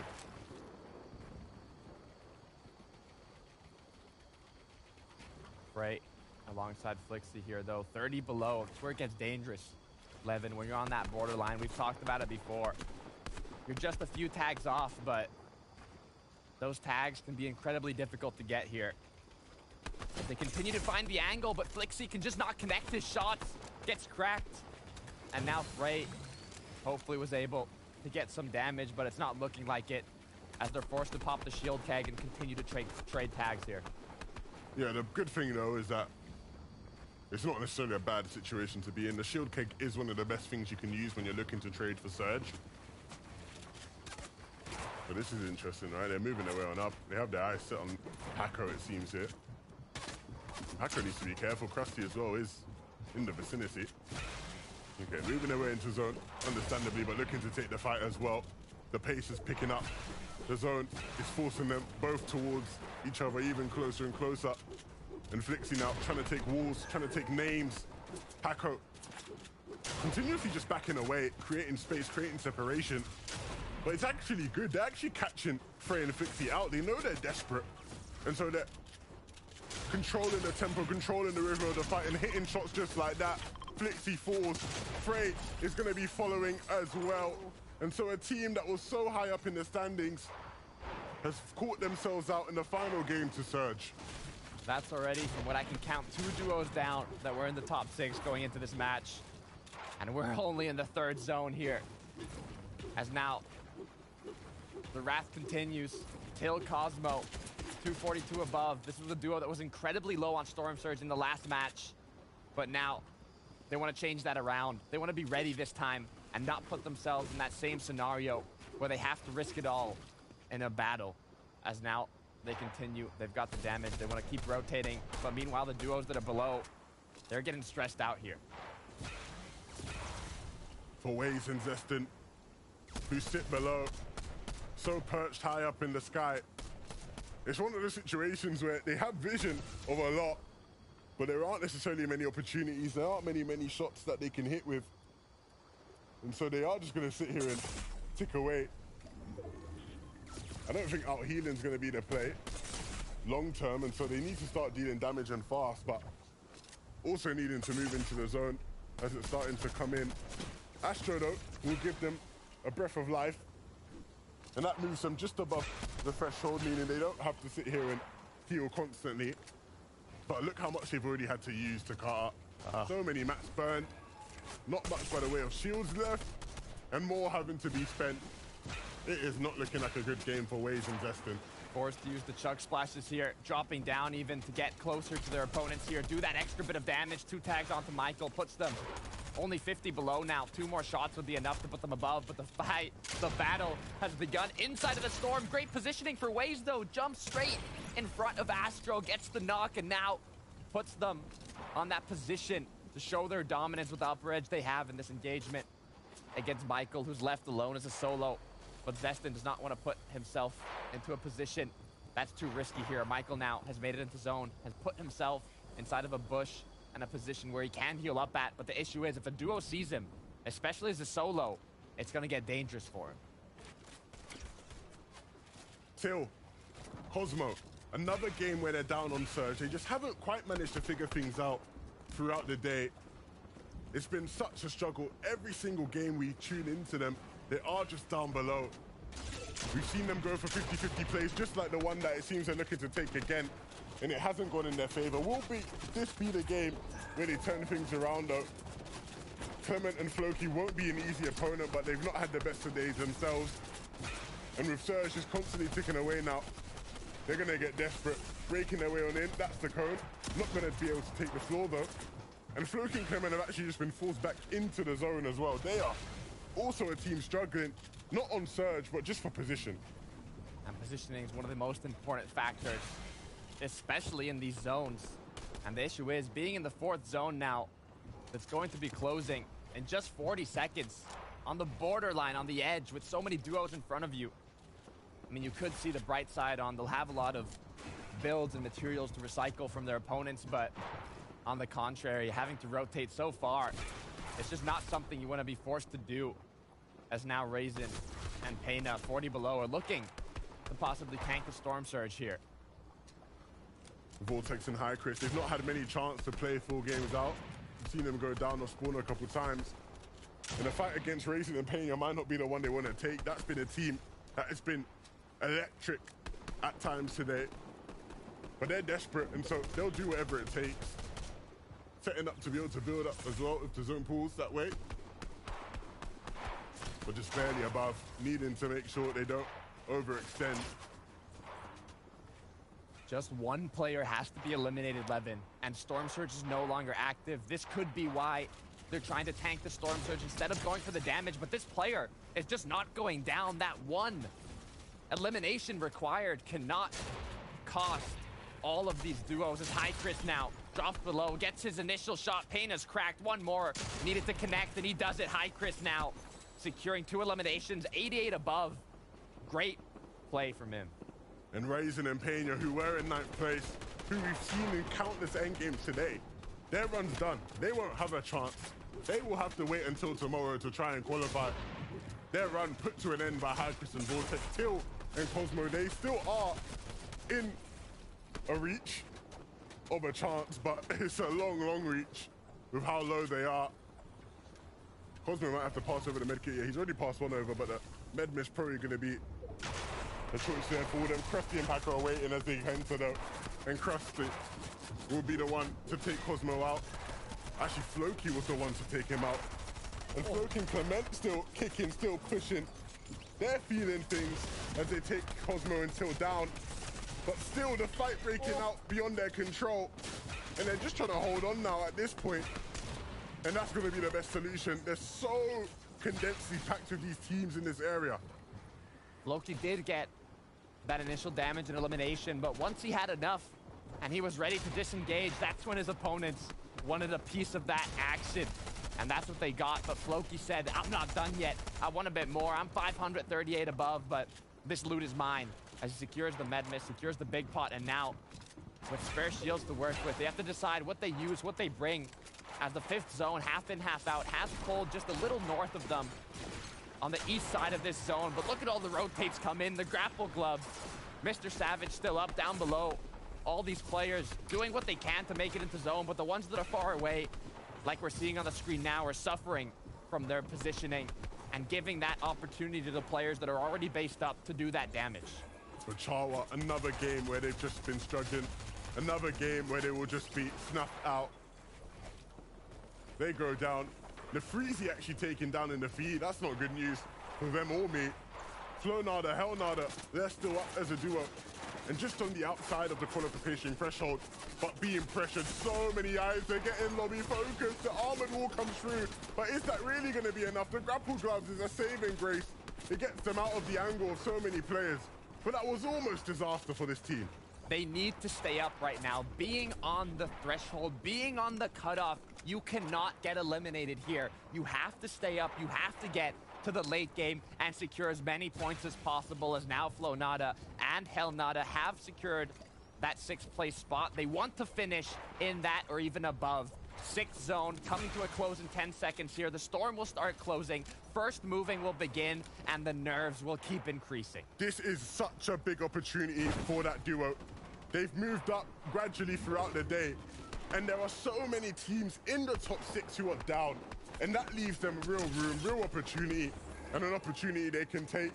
For Mixon and Arsenal, this is also an opportunity for them in 10th. It's not too far out the realms of possibility. If they can hold on to height and get some eliminations, anything is really possible. Still so many teams that have a fighting chance. They have both the option of getting that victory royale and qualifying through consistency, but Flow and Hell here want to make something happen. They are 40 below, no shields to work with. They need that impact frag. They need that refresh as they continue to rotate. They have the mobility with the grapple gloves, but they need those shields, those heals as Lusha and Nefrizzy do go down in 3rd place. Vortex now at High Chris playing it alone. Vortex continues his rotate in 11th. He still has a lot to go to get that consistency in, but now as he pops the mini shields, we switch back over to Flow, to Hell. 1 elimination on the board, triple-digit points, 4th place spot, and they keep going. They are pushing and they are fighting. They're asking, they're begging for anything, just anything to keep them in the game. It's so essential that they stay up in these crucial moments coming into the final game. For Mixon and Artle, this is also a big chance for them. They've moved all the way up to 8th now, and so they really stand a chance if they can hold on to height here, but it's being taken from them. Ixon has to be careful. 2nd height here. A lot of opportunities, though. Options to break it down as Fire Hunter and Visu are holding it up strongly, reconnecting down below. They do not want to get knocked down here, but only 10 builds to work with. You can see Fire Hunter, they've done such a good job to claim height. And so this could be their chance. Of course, not in the realm of top 6, but if they can get the win, that is everything. For Helnado, though, they fall in 2nd place. 113 points. That probably will be enough to hold on.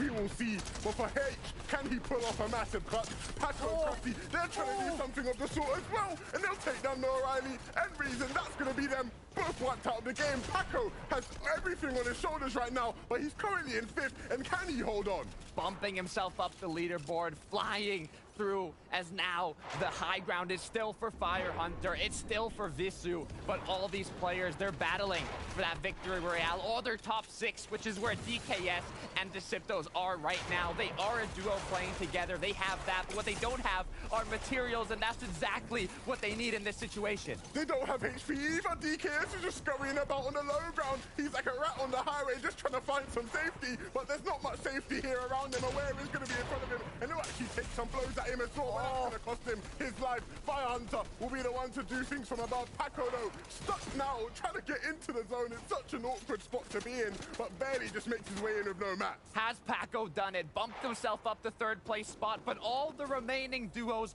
are not close to that 6th place spot, so they're all playing for the same thing, the victory royale. Ewan goes down.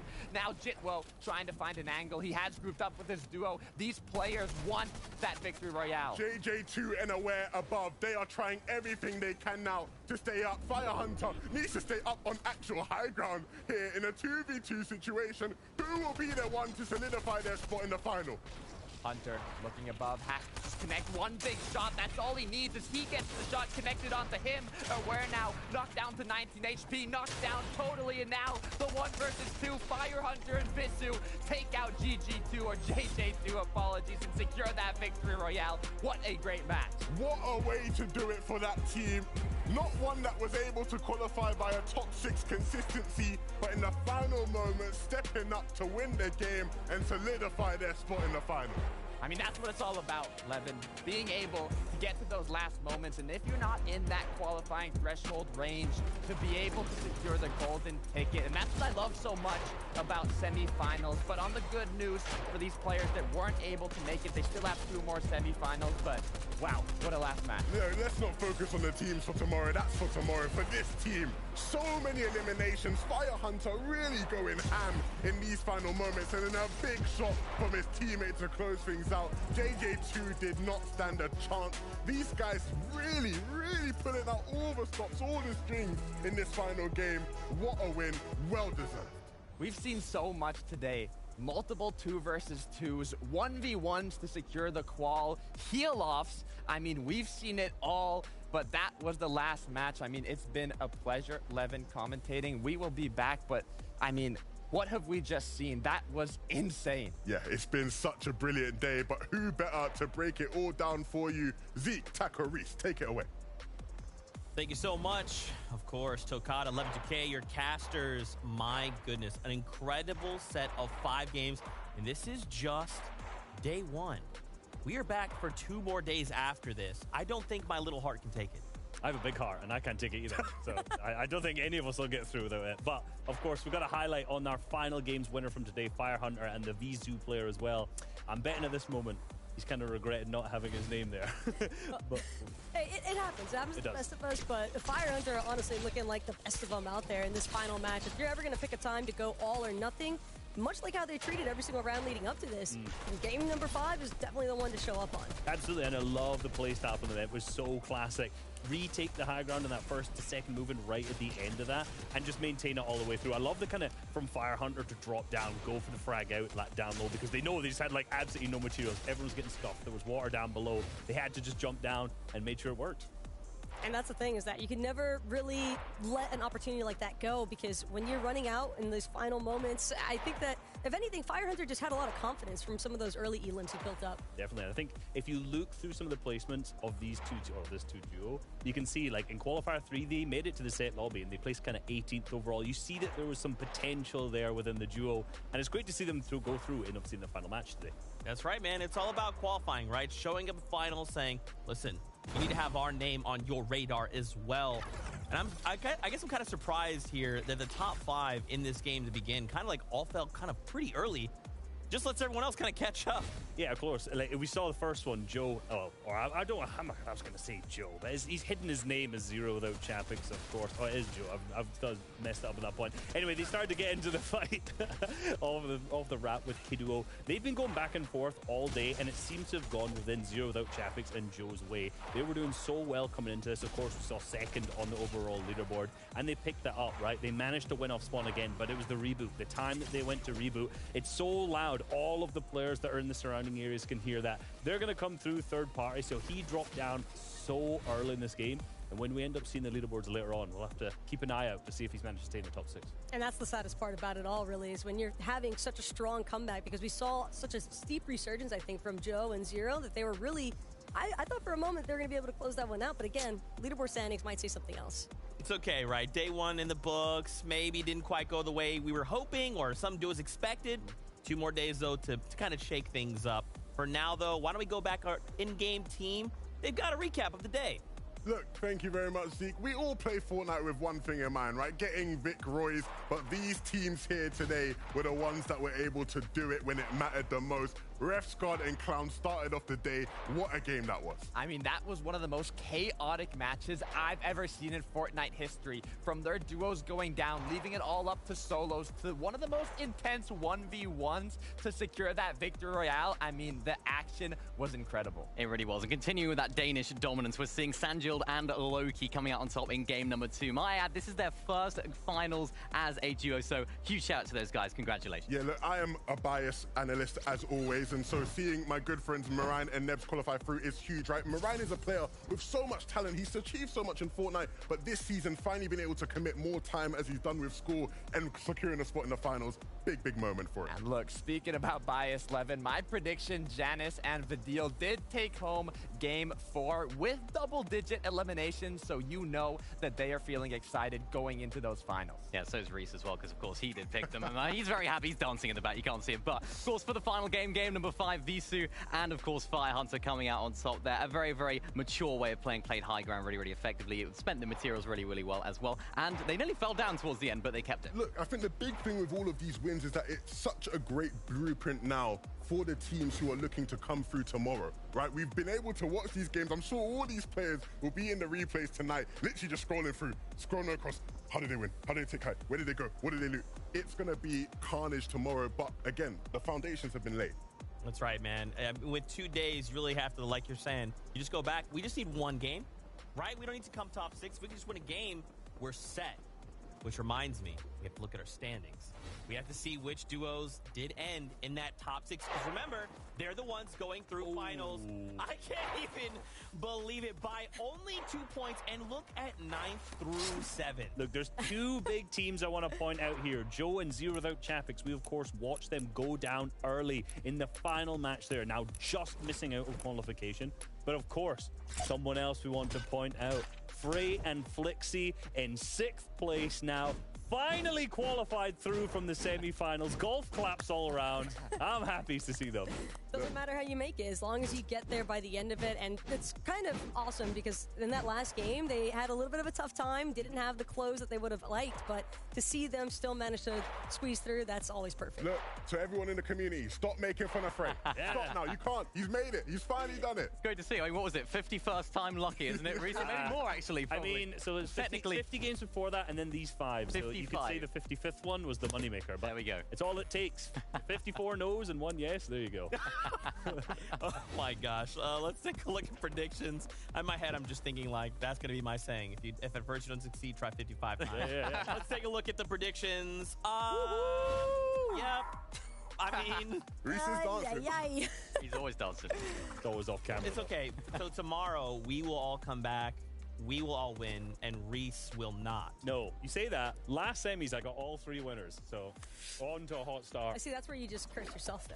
I don't know. I'm already the reigning champion. Is that 11 guarantee? Is that 11 guarantee? Look, I can't guarantee nothing with this, brother. Look, I'm happy as well. Look, Nefreezy, Lusher, they didn't win a game. I expected them to be a team that won a game, but nevertheless, coming in, qualifying, it got close. I'm not going to lie. When I saw them go down in that final game, all the teams that were going up and down in the standings, I was thinking, are they going to hold on? They did, so really happy for that duo. I mean, the cutoff to be in that qualifying range of top 6 was nothing. It was just a few points, but I'm happy that Janus and Medeo were able to secure that victory royale. You know, they made me proud.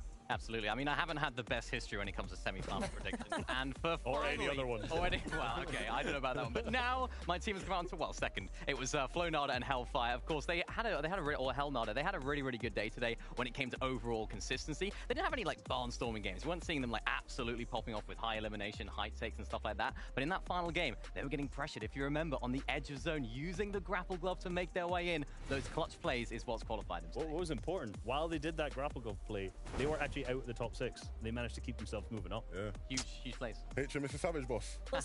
Listen. These two are just heat checking the entire lobby multiple times. So 3rd time's a charm. So if I triple down, that's the guarantee effect.